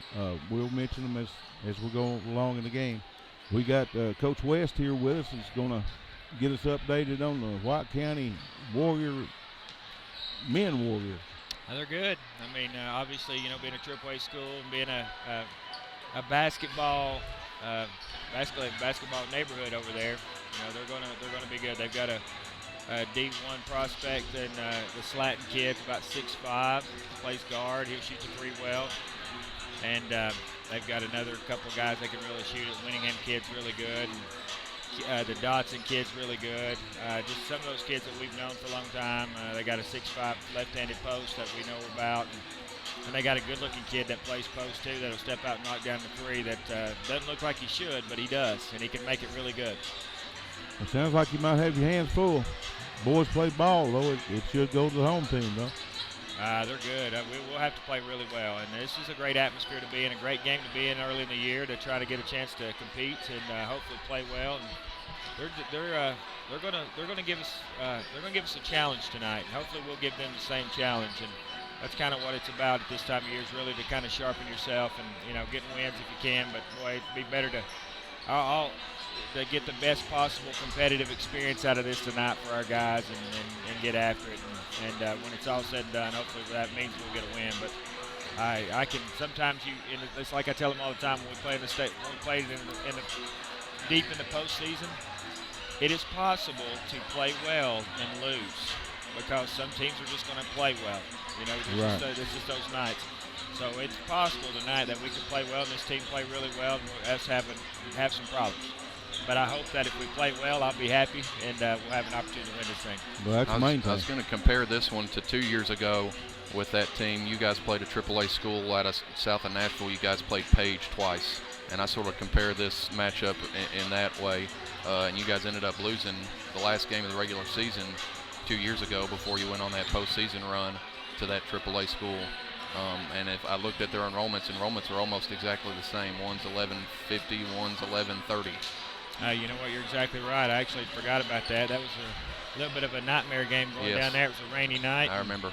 And we had a tough time with finishing around the rim that night, if I remember correctly. But we did beat them here that year. Yeah. And they were physical. They're probably a lot more physical than this team's going to be tonight. But you're right. There's a lot of similarities in enrollment, and Page is kind of an area where all those people down there are in AAU year-round, and these guys right here will do the same thing. They're in the gym year-round. So, well, have you played anybody anywhere near the caliber of White County yet? Maybe probably Oneida has got a potential to be as good as White County. They got a couple things they got to figure out, and they'll get better as they go along. But we'll see a lot of teams that are going to be as good or better than this team we see tonight. We got teams coming up at Christmas that are going to really challenge us, and this may be probably the fourth best team we're going to see between those three teams. Yeah. So wow. Yeah. Does this White County team, does it have any comparisons to the White County teams that set state records for shooting threes about 2 or 3 years ago? No, but they will shoot a lot of threes. They're a little different. They've got a couple. They grind a little bit, but they will shoot the three. That team a few years ago was, if they got a rebound, they were going to shoot a three. You can almost count on it. And this team now, they got some guys that can really shoot it. The Winningham kid, number 25, and then of course Slatton, number 23, and even 34 will be able to shoot it, and number 10 will, and they got another kid. I mean, everybody. I think Mitchell believes in the three because that's what he did when he was at Piggott County. Of course, many years ago he did his student teaching at Monterey High School. So they're going to be good. I think that team that we're talking about that was shot so many threes. Not be the same kind of team. That team would probably shoot their team out because this team doesn't guard as well as that team did. Yeah. What do they run on defense and offense? Offensively, they'll have some ball screen and some sets to try to get some looks for the guys that they have. They'll run a lot of 4-out stuff and some back screens and some things like that. If we're in man, they'll run some backdoor action, try to get Slatton the ball, the big kid, number 23. But defensively is where it gets kind of weird. They'll play 2-3 man and 1-3-1, and they'll press with a 1-2-1-1 with Slatton with a 6'5" kid on top of all of those. Actually, I look for that to be something we have to handle well. And if we can handle that well, then they'll be in for a long night to have to guard us. Because if they can sit back and play zone and us not be able to attack it and get the right kind of position we want out of it, the right possessions, then it's going to be a long night on the other side for us. So hopefully we can handle that 1-3-1 in their zones. So they press a lot. It's a risk reward. They'll press if they think they can get something out of it, and it does something to contain us. They'll play some 2-2-1. You'll see that tonight. That's what I look forward to them to do tonight. is come in with a little soft zone press, try to keep us in front of them. And that way we don't run past them, because obviously we want to run as much as we can and make guys get back. But that's what they'll probably do. They'll play some soft zone in the half court, that 1-3-1 or whatever, to kind of keep our guys in front of them. Okay, good deal. Good deal. Well, is there anything you kind of want to leave with the folks? No, I'm glad you got you another sponsor. Brad Vaughn's a good guy, does a good job. Obviously, Monterey Drugs. Is that right? Oh, yeah. Yeah, he always supports the community and supports us here at the school whenever we ask, so it works out well. We had the halftime sponsor open, and that's exactly what he wanted. So we got him as a halftime sponsor. So he's sponsoring our show right now. Yep, it's cold flu season. Go by and get you some drugs over at Monterey Drugs. Yeah, he'll even come out there at the car and do flu shots. I believe there's free flu shots here tonight. Are they really? Yeah.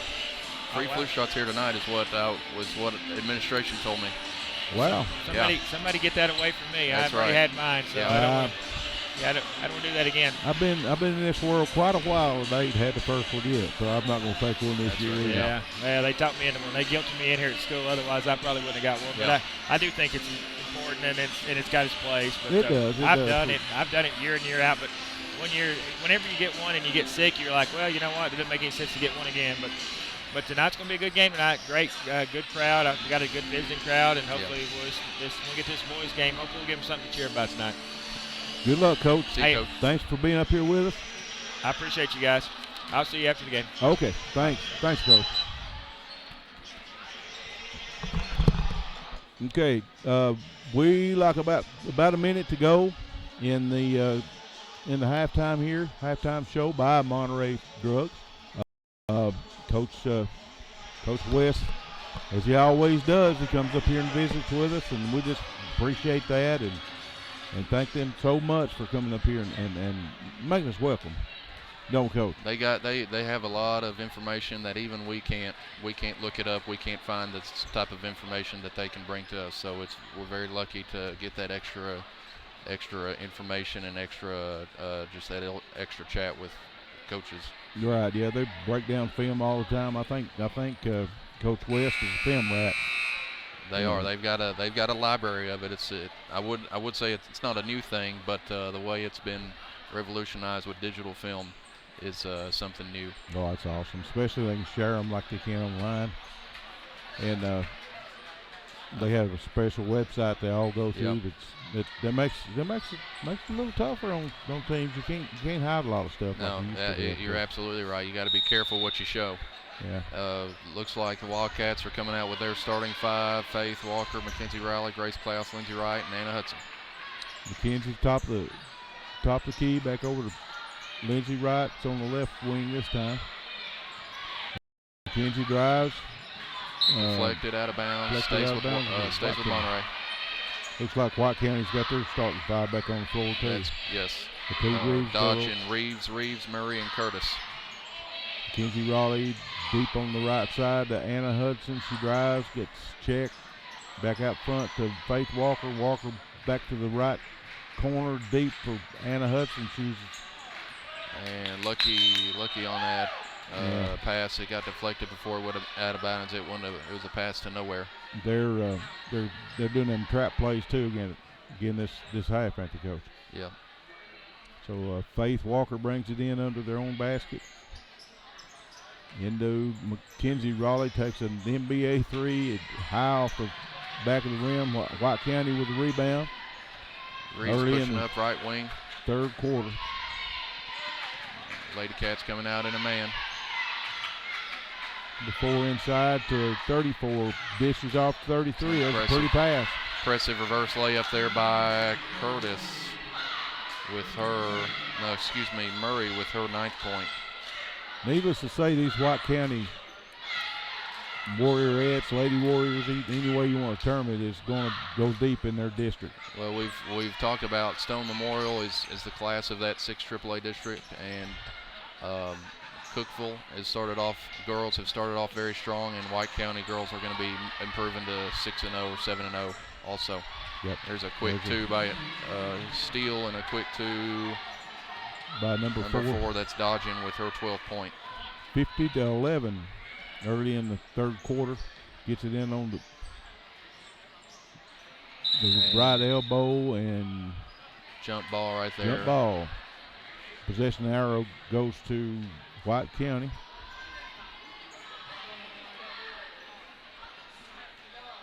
Brings it in the backcourt. The Reeves ladies. We used to go to church with those girls when they were first born, and we've been around them pretty much all their life off and on. 4 with the 3, up and good for White County. Dodging up to 15 now. 53-11. McKenzie brings it back down across the timeline, sets up the offense. Into Faith Walker. Walker on the right wing, back to Lindsey Wright. Lindsey behind the back dribble to Anna Hudson, over to Faith Walker. Can't shoot. Back to Hudson. Hudson getting trapped. Back out front to Mackenzie Raleigh. Mackenzie head of the key. Over to Faith Walker. Looks at 3, backs up, throws it back after head of the key. Anna Hudson will take a 3, and it's down at downtown. Anna Hudson 3. 53-14. 5:12 to go in the third quarter. White County's running their, working their offense. Got it on the right wing, back out front to Reeves. Reeves look inside. Sets up her offense. Over on the left wing to the other Reeves sister. 34 is out on the right wing, looks inside, nobody open, and she has it stolen by Monterey. It's a good play by Lindsey Wright to pick her pocket on that one. Faith Walker gets it across the timeline into Lindsey Wright. Lindsey back to Mackenzie Raleigh, and she sets up the offense.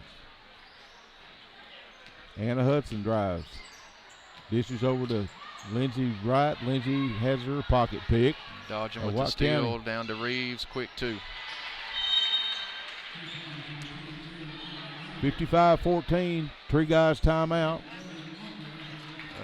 They're not even going to huddle up for this timeout. That's just for substitution purposes there. Okay. White County emptying some of their bench right there. Number 3, Quick. Number 14, Lees. And some more coming in off the bench for White County about to check in. Mackenzie Raleigh up at midcourt. Jordan Walker checked in for the Wildcats. She passed it over to Faith Walker. McKenzie with a 3. Up good. McKenzie. It's her 9th point. She's had 3 threes tonight. She's caught a little bit on fire tonight. Reeves for 3. No good. Rims out. Mackenzie Raleigh with a rebound. How many rebounds she got tonight? Into Faith Walker up front court. Faith over to Jordan Walker. Back to Faith Walker. Back to Mackenzie Raleigh. Hudson on the right wing and got fouled by number 3 for White County. Non-shooting foul, so Monterey take it out on the side court.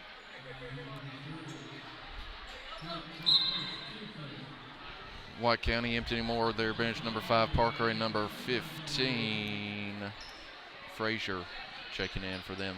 Faith Walker looks in underneath, nobody open. Anna Hudson drives the lane, fouled by number 25. On the floor, Wildcats under their own basket. It's the second foul on White County Lady Warriors this third quarter. 3 minutes and 27 seconds to go in the third quarter. White County's up 55-17. And there is Caitlin Moorhead, puts a running 2 up, no good. White County with a rebound back across the timeline. 14 high out on front of the key, and looks like there was a foul on Caitlin Moorhead. They might have got Anna. They were calling it a push, but it's actually going to be on Anna Hudson. It was more of a trip, not intentional, but she's going to take the that's 4 call on her. anyways. That's 4 on her. Anna Hudson's got 4 from the deep in the corner. Monterey got hit with a foul. No, it's actually on White County got foul Monterey on the rebound. So Monterey gets it under at the other end of the floor. McKenzie brings it across the timeline. On the right wing to Jordan Walker. Jordan into Anna Hudson. She drives the lane up and good. That's Anna Hudson's sweet spot when she starts driving the lane like that. That's Steal by that's Monterey. big part of her game. Mackenzie Raleigh up quick to Jordan Walker. Jordan back to Mackenzie. She takes a long. That's good, Coach. There she is again. That would have been good from NBA three right there. Some of the NBA players don't like taking them from that far. 55-22. Monterey's cutting into this lead just a little bit. Giving them a reason to feel good. It's 33-point deficit, 55-22. And we have a three guys timeout. Keep making shots, especially here on your home floor. If you can feel good shooting here on your home floor, well, guess what? You still got 8 or 9 more, if not more games on this floor. So absolutely. Get as much use this one confidence. Like a practice game. And like we said, they're going up 2 classifications when they're playing this team. So it's not like it's on the same level. You're right, yeah. So girls hanging in there tough. They ain't giving up. That's a good sign, and they're moving the ball. They know when they start district play, your Clark Ranges, your Pickett counties, and your Absolutely. Clay counties. This is going to be comparable to them, not the score, but the caliber of effort and intensity you got to bring. Right. White County gets it in to the paint, and she was tied up, and Monterey has possession arrow. I think it was McKenzie underneath it got that jump ball. So Monterey has it back in front court. Caitlin Moorhead, she's getting a lot of playing time tonight, Coach. She's if her ankle's still hurting her, then she's not showing it right now. No, she's had a lot of minutes. That's some good ball. Monterey almost loses it. Jordan Walker in the lane, puts it up, no good. And White County's there for the rebound and rolls on the floor, but no call. Back up across the timeline. Deep in the corner, no good. Rims out. Caitlin Moorhead high for the rebound. And like Coach Sims said against Van Buren County, she grew early and she grew fast. So she has a lot of skills in underneath the basket as a post. You talking about Caitlin Moorhead? Caitlin Moorhead, yeah. Even though she's probably wouldn't be considered a post these days with her size, she can still handle her own down there. Turnover by the Wildcats. Yep. White County coming the other way. I'm glad to see her back. That's a lot of experience back for the Lady Wildcats for Caitlin coming back. White County deep in on the left wing, no good. Monterey tip. Jordan Walker into Faith Walker. That was a good trip up the floor. They had opportunity. One and done right there for the Wildcats. Into Faith Walker. Walker over on the right on to Jordan Walker. Jordan back up the head of the key. Tries to get it inside. Gets a deflection, and White County steals it. Comes up with the ball. Quickly across the timeline, Monterey has another steal. That's Mackenzie Raleigh with that steal. Back up across the timeline, 38 seconds to go in this half. Faith looks at three, but drives the lane and fouled by number 32. No, 12, I'm sorry. Number 12 Powers for White County on the foul, and that floor, I believe, that foul was on the floor. Nope, they're going to give her 2 shots. 2 shots, yeah, she must making her move to the basket. Right. Faith there for 2. Up. Good. 23-55. 33 seconds to go. It's 33 seconds and 3/10 to go in this third quarter. That's a bunch of threes. Faith up, no good off the front of the ground. Then Anna Hudson high for the rebound. Lady Wildcats offensive rebound on the foul shot. Sally Markham left wing 3 down to White County. No good. White County with the rebound and over in that left corner up, no good. puts it back up. Number 12, 14. Jordan Walker on the foul, number 14 for White County. Schlees going to shoot 2. He's fouled on the putback. First one's up. Good. 56-23. 15 seconds to go in this third quarter.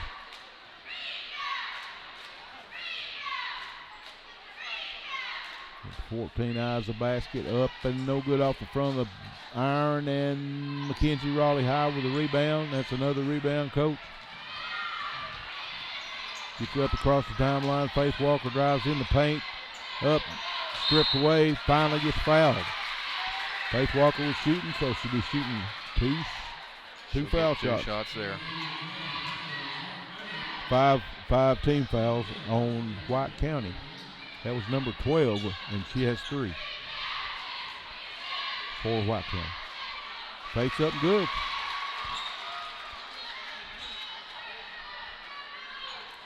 Seems to be hitting the foul shots a little better than they did the other night at Van Buren County. Faith up and good. Hit both of them, 56-25. White County deep under the basket, and no call, and that's the end of the quarter, folks. We'll keep it right here, and maybe have a few stats. Yeah, we didn't go over points of that if we were talking to Coach West, but we got third quarter going into the fourth. We can run through these point totals really quick. I'm pretty sure I'm missing 2 points for White County, so somebody's been cheated 2 points. Dodging for White County has 15. Camden Reeves has 4. Kendrea Reeves has 11. Murray has 9. Curtis has 6. Powers has 2. 25 is number 25 has 6 points, and her name is it's Schlees. Number 2, number 5 Parker has 2 points, and then number 14 Lane has 3 points. For your Monterey Wildcats, Lady Wildcats, Mackenzie Raleigh has 12 points. Lindsay Wright has 3 points. Anna Hudson has 5 points. Faith Walker has 3 points. Grace Klaus has 1 point. Adeline Klaus has 1 point. 56-25, opening up the fourth. White County number 5 from downtown, no good. Then White County gets a rebound, but stolen by Walker down the floor. Checks up over to McKenzie, over to Jordan Walker, puts up a 2, no good. Number 15 for the rebound for White County.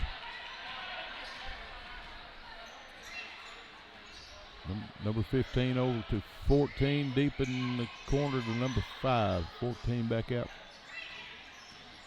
Number 3 drives the lane, and right there was Anna Hudson for that steal. Got in the passing lane. Anna's trying to find somebody open. Mackenzie Raleigh high out on the point. Runs, shoots, up, good. That 15-foot jumper went down. That's her 14th floater right there through traffic. 56-27. Monterey cutting back into that lead just a tad bit. White County looks inside. Number 5 from number 5. That's Parker, and she threw that backdoor cut into the cheerleaders. Monterey's ball on the turnover. Just let her a little bit too much. Cassie Harris checking in for Sally Markham, and Lindsay Wright about to check back in also. Mackenzie Raleigh gets across the timeline, and is that Markham? That is Markham. Jordan Walker checked out.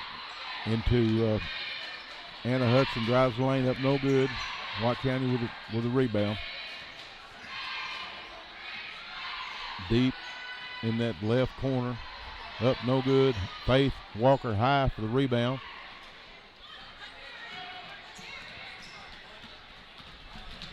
Walker drives the lane up. No good, but she draws the foul. She'll shoot 2 more. She's driving that middle, getting a bunch of foul shots. All three of her points are from the charity stripe right now. She's trying to add 2 more. 56-27, 6:08 to go in the fourth and final quarter of this game. Faith misses, rims out on that first shot. You know, just now thinking about it, Monterey's district and region tournament, Faith Walker makes the second. She's up to 4. Lindsay Wright checking in for Faith. The district and region tournament for the Wildcats is at a neutral site. The neutral site is White County. When we go there in January, we'll get a little preview of shooting on those rims. So that'll be good for both of our teams. Could come in handy in the regions. Gets it inside, number 50, puts it up, no good. Back out, stolen by, is that Lindsay? That was Mackenzie on the deflection and the steal there. Lindsay had her hand in there also. Lindsay over on the right wing. Into Anna. Anna Hudson drives the paint up and good. That's a sweet spot. 56-30.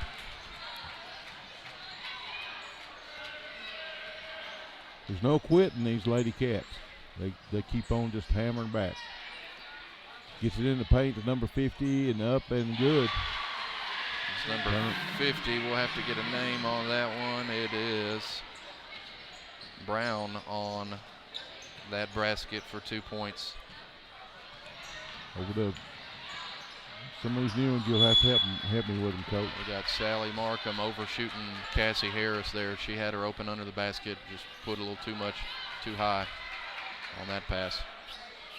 It's out in the back court to White County.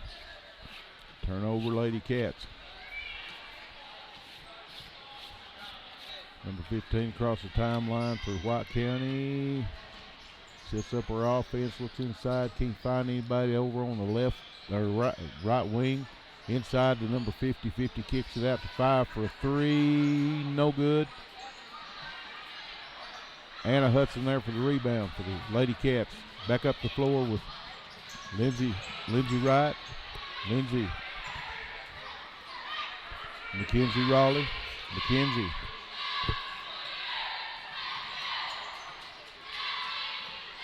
And out of bounds, Cassie dribbles that out of bounds. Could have got a block there. Didn't get the break on that call. No, didn't get the call. Looked like it was a trip. White County brings it across the timeline. 15 drives. Back out. Inside to number 50. 50 kicks it out to number 5. Back into 50. Up, no good, but she was fouled by Anna Hudson, and that's her 5th.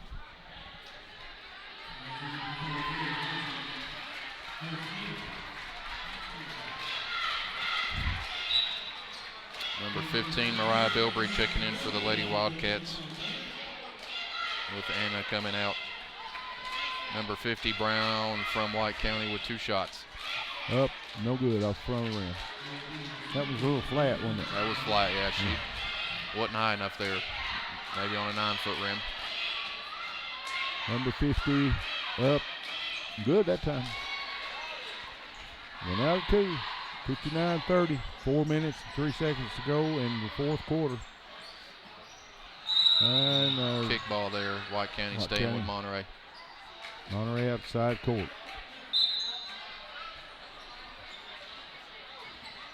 White County emptying their bench. Ivy Patchett checking in for Mackenzie Riley. Her night's probably done. Yep. What'd she finish with? She ended up finishing with 14. 14 points. This should have been her best night in a while. Lindsay Wright brings it up across the timeline in the corner to Sally Markham in the corner, dribbles it back out to Lindsay right up the top.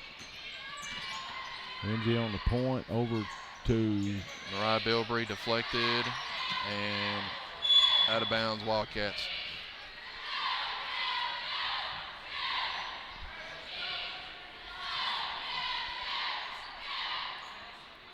White County brings it in the backcourt, gets it across the timeline, 59 to 30.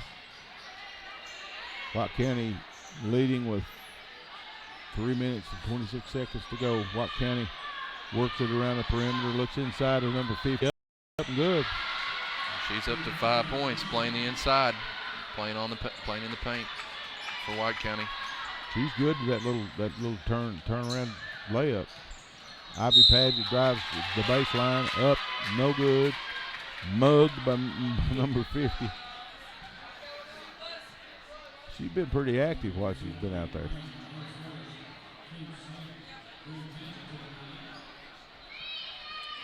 Ivy shooting 2 off the back of the rim, no good.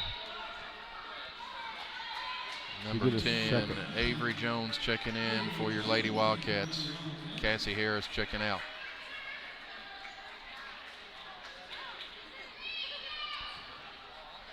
Ivy Paget with the second one, and it is up and good. 61-31. White County leading with 3 minutes and 6 seconds to go. Both benches are pretty much emptied out, ain't they, Coach? We got a little bit more. I think Coach Sims will probably, what's he got? He's got 3 9th graders and 2 10th graders out there right now, but he's actually going to bring in another 10th grader. There's a foul on the Wildcats. Is it on the floor? No, it's shooting. Number 22 for White County shooting free throws. That's Rittenberry. Yeah, she fouled one going up. 15. Yep, number 15. Bilberry with her first. Number five, Elizabeth Pierce checking in for Ivy Paget, another sophomore. Ivy Paget's a junior, so correction on that.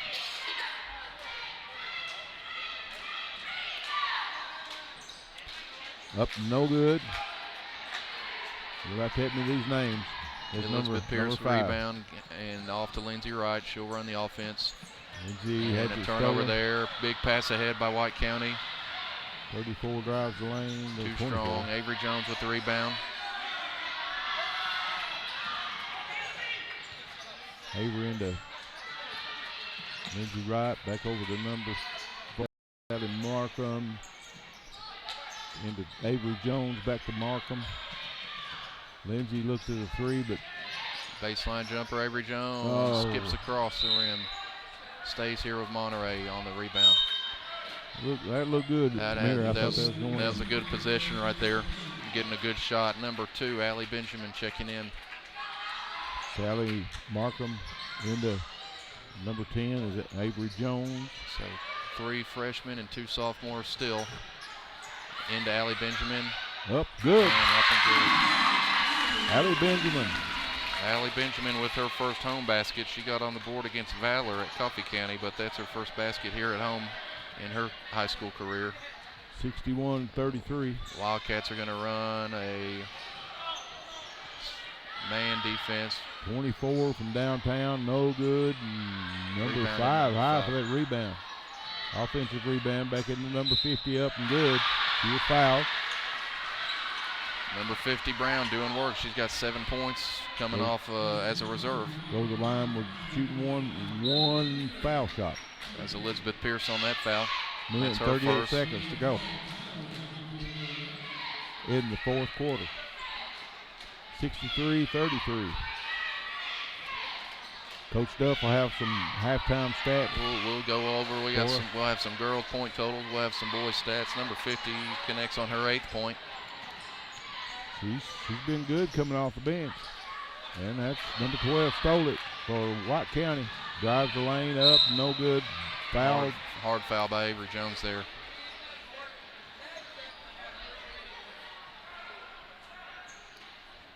(64-34). White County leading with a minute and 26 seconds left to go in this final quarter of this Monterey Lady Wildcats against the White County Warrior-ettes, or the Lady Warrior. Rolls in good. Number 12 Powers with her 3rd. She'll have the second one. The 16 fouls on the Lady Wildcats, 17 fouls on White County. Number 2, she hit the second one, number 12 did. 66-33. Almost deflected by White County. Monterey outside court. That pass is just almost too high for, was that Sally Markham over here? Yes.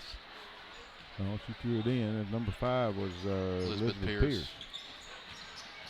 Sally trying to split the double team. It'll be a foul. Draws the foul, and she'll be shooting one and bonus.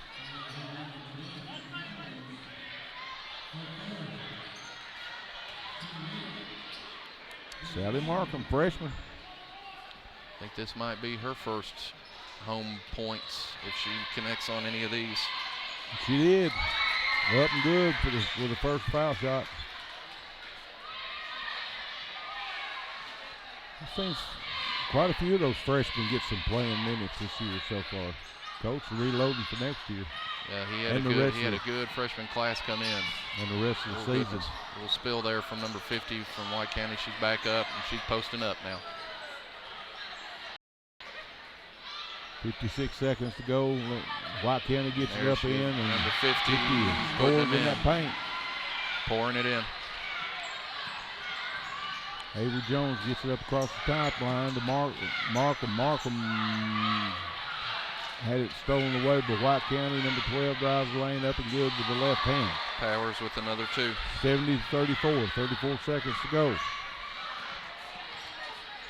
Lady Cats get it back up in the front court. Avery Jones over to Markham. Markham looks inside and threw it right to number 50. 50 takes it all the way almost herself and dishes off to underneath. White County up with the rebound, and White County comes out with it. Three-pointer, no good. And over the back, but then wasn't called. Then a 10 for 3, no good. One, that's the end of it. Ball there with 0.1 seconds left on the scrum for that rebound. Ball will be in favor of the Wildcats. They don't have time to do anything but just catch it. Coach Hoover was fast on that clock, was he? He saved it. He saved them. I don't know if you call that saving. I don't know if you saved them anything, but there you have it, folks. The end of the final score is 70-34. Lady Warriors of White County, Sparta, the winners of this one. We'll be right back after a word from our sponsors. Y'all just hang in there. We'll be back with our Between Games show. At First Volunteer Bank, we're not just a community bank, we're a bank that's here for our community. We know our customers by name and treat them like family, and we're here to serve our community however we can. Whether it's teaching financial literacy in our local schools or collecting and donating thousands of canned food items each year to local food banks, we're a part of your community. If you're looking for a community banking relationship, we make it easy for you to switch because we're here to help you every step of the way, right down to a local person on the other end of the phone to assist you when you need it. First Volunteer Bank, member FDIC, equal housing lender. Monterey Foods, your hometown grocery store. From the time you enter their door until your groceries are carried to your car, you'll be treated as a valued customer. Come by and see Danny and his staff today. And remember, they have fresh cut meat daily, and check out their weekly specials at Monterey Foods on Facebook. They're located at the corner of Holly and Stratton in Monterey, or just give them a call at 931-839-2434. That's 931-839-2434.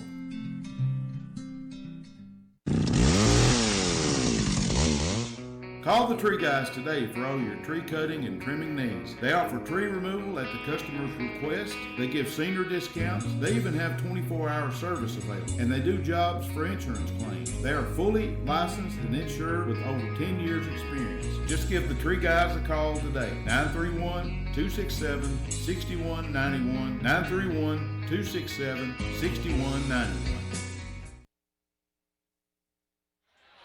All right, guys, we're back here in Troy Foust Memorial Gymnasium between games between your Lady Wildcats and Lady Warriorettes and your men's Wildcats and Warriors from White County. We've got some point totals from the girls' game, starting with the visiting White County Warriors. You've got number 4, Dodgen with 15, number 23, Camden Reeves with 4, number 32, Kendrea Reeves with 11, number 33, Murray with 9, number 34, Curtis with 6, number 12, Powers with 6, number 25, I gotta look that one up again. I put it down on who she was. Number 25, Schlees with 2. Number 50, Brown with 10. And number 14, Lane with 3. Coming out in reserve time for the Lady Warriors. Your Lady Wildcats finishing with 34 points, 14 from Mackenzie Riley, 3 from Lindsey Wright, 7 from Anna Hudson, 4 from Faith Walker, 1 from Grace Klaus, 1 from Adeline Klaus, 1 from Ivy Paget, and 2 from Allie Benjamin, and 1 from Sally Markham in reserve play. The boys are already on the court and warming up in their layup lines. We've got some boys' stats from this early point in the season. Starting with your shooting percentage, we've got some highlights of their shooting percentage. Over 50% is Noah Sailors, Peyton West. Kevin Borhaus leads the team with 64% from the field. Jackson Billings, Corey White, Tucker Phillips, and Cole McDonald all shooting 50% from the field this year. When looking at point per game, we'll go through the entire squad that is averaging a point or more. Leading the team, number 20 with 20 points per game, Peyton West. Caden Jones with 14 points per game. Silas Randolph with 9 points per game. Jackson Billings with 8 points per game. Kevin Borhaus with 8 points per game. Noah Sailors with 6. Cody Allen with 3. Tucker Phillips with 6 points per game. LT Sullivan with 3 points per game. Corey White, Jackson Troyer, Braden Hogue, all attributing 2 points per game for your Wildcat men. Keep going through some stats. We'll look at some three-pointers. The players that at least make at least one three-pointer every game. So Cody Allen makes 1 3-pointer per game. Peyton West makes 3 3-pointers per game. Caden Jones and Jackson Billings are both good for averaging up to this point of the season, averaging 2 3-pointers per each contest. Your men's Wildcats team shooting from the charity stripe, your most common player you see at the free throw line is Peyton West with 6 free throws per game, and he's connecting on 75% of those. Noah Sailors has 2 free throw attempts per game, which is 3rd on the team. Caden Jones 2nd on the team with 3 free throw attempts per game. You've got some other Wildcats shooting 70% from the free throw line. Silas Randolph, Cody Allen, Peyton West, as I mentioned before, Kevin Borhaus, Jackson Billings, and LT Sullivan are some of the Wildcats all shooting over 70% from the free throw line. As a high school team, that's about where you're trying to get 70 to 75%. You know, college and NBA, they try and be in the high 70s and 80%. So as a high school squad, if you can go 70% or more, then you're in a good spot. And that's our Wildcats that are in that point right now. Our leading rebounders for your Monterey Wildcats, Kevin Borhaus with 7 rebounds per game, Silas Randolph with 6.5 rebounds per game, Noah Sailors and Peyton West also with 5 rebounds per game, Caden Jones 5th in the team with 4 rebounds per game. Your assist totals from your Wildcat men, Peyton West with 6.5 assists per game, Caden Jones with 3.5 assists per game, Tucker Phillips, Kevin Borhaus, and Silas Randolph all good for 2 assists per game.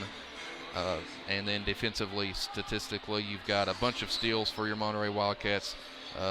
Peyton West and Caden Jones leading the team with 3 assists per game. Silas Randolph with 2 steals per game. Cody Allen and Kevin Borhaus, Jackson Billings, LT Sullivan, and Tucker Phillips all with 1 steal per game.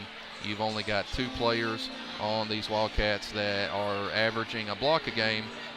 Who you would expect, the big man for these Monterey Wildcats, Noah Sailors, we've discussed in multiple games, keeping ability and athleticism. He's got a block per game.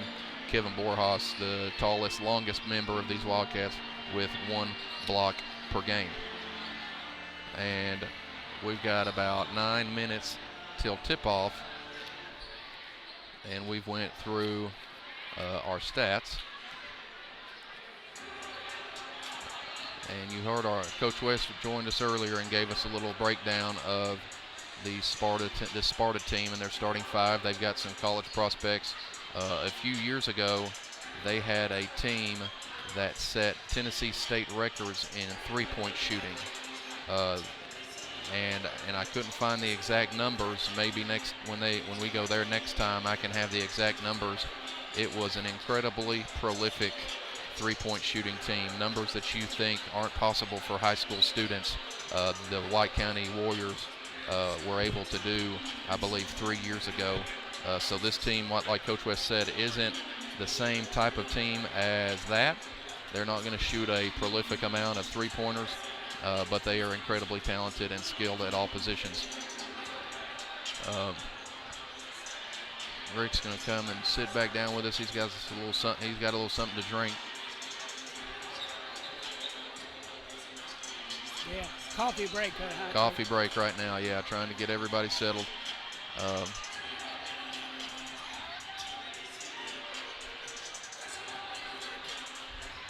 And I'm going to wait till Rick gets it on so he can hear me.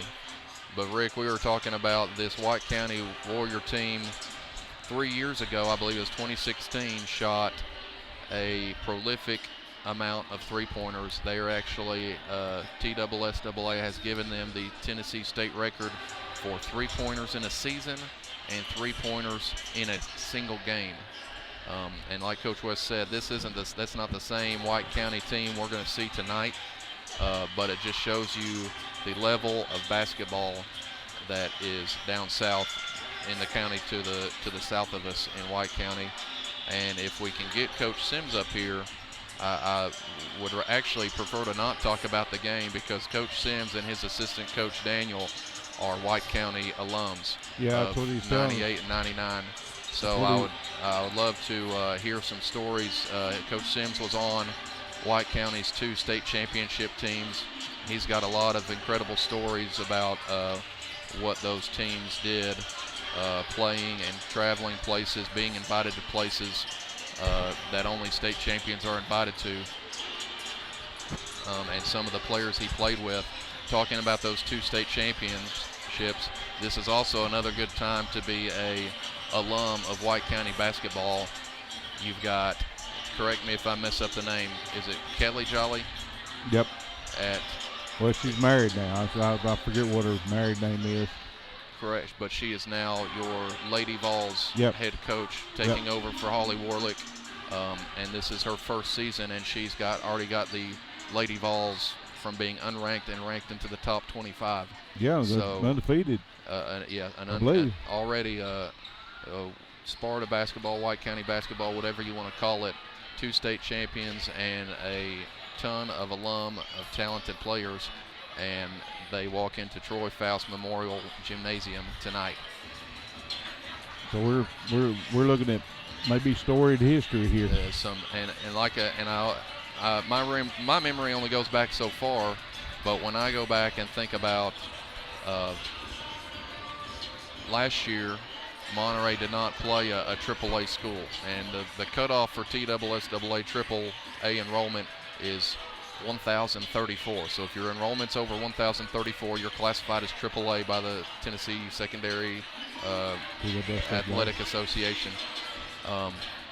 So White County, I misspoke Van Buren County. I thought they had 1,900. They're at 1,200 enrollment. So that's about 3 of Monterey high schools. But last year Monterey didn't play a AAA school. 2 years ago they did. They played Page, which is south of Nashville. That's a long trip. It was about a over 2 hour trip down there. You got to be down towards Columbia and Eagleville. But 2 years ago, Monterey played those teams. And I'm going to get a quick picture of this White County roster.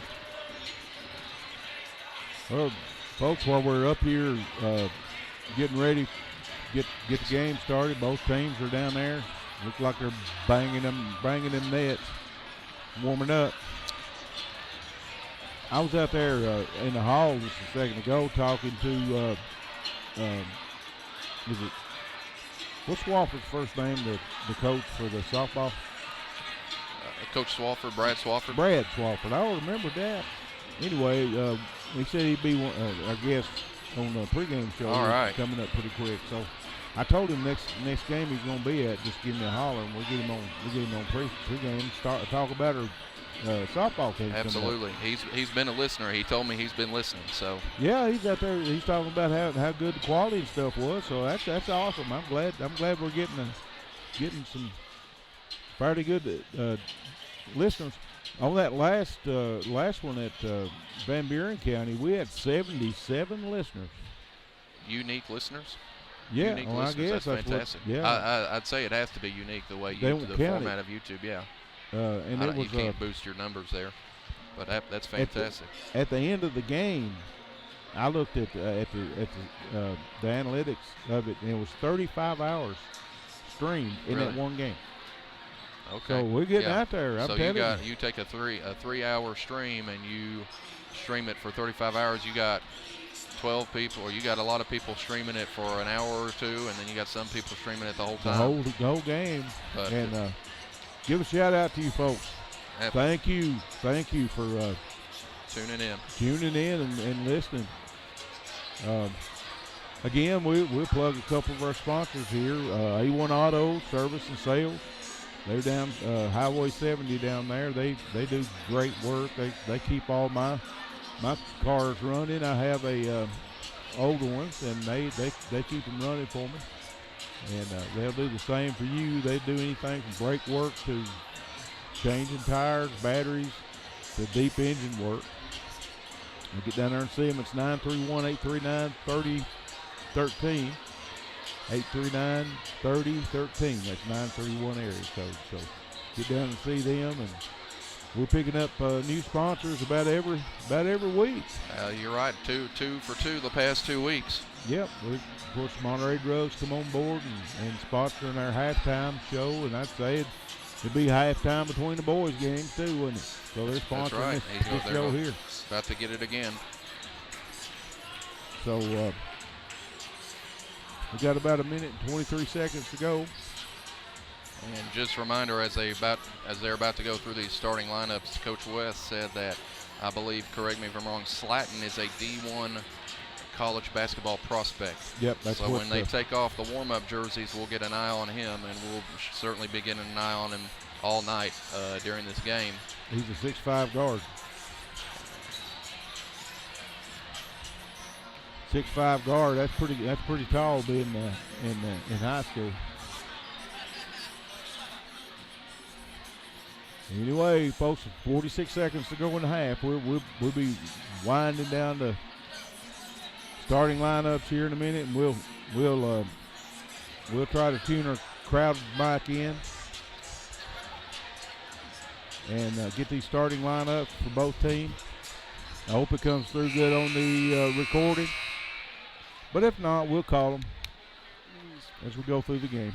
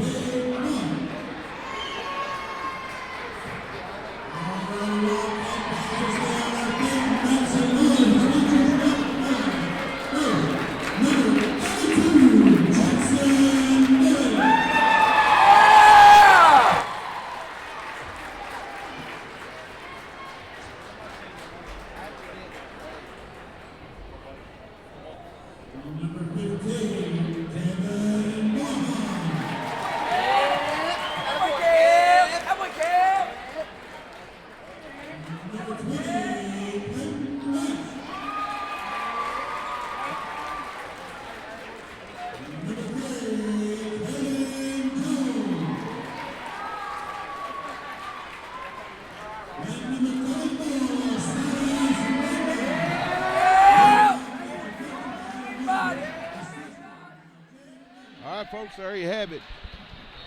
Starting lineups for both teams. We've already spied out Mr. Slatton down there, number 23. And if this game is as competitive and as thought out as the handshakes, then we're going to be in for a good one. Oh, yeah, they was dancing in front of us, wasn't they? And if you listen to those cheers are for Peyton West Friday at Pickett County scoring his 1,000th point. 1,000th point while being a Monterey Wildcat, and that's just. And they posed for a quick picture there, and a hand from both sides.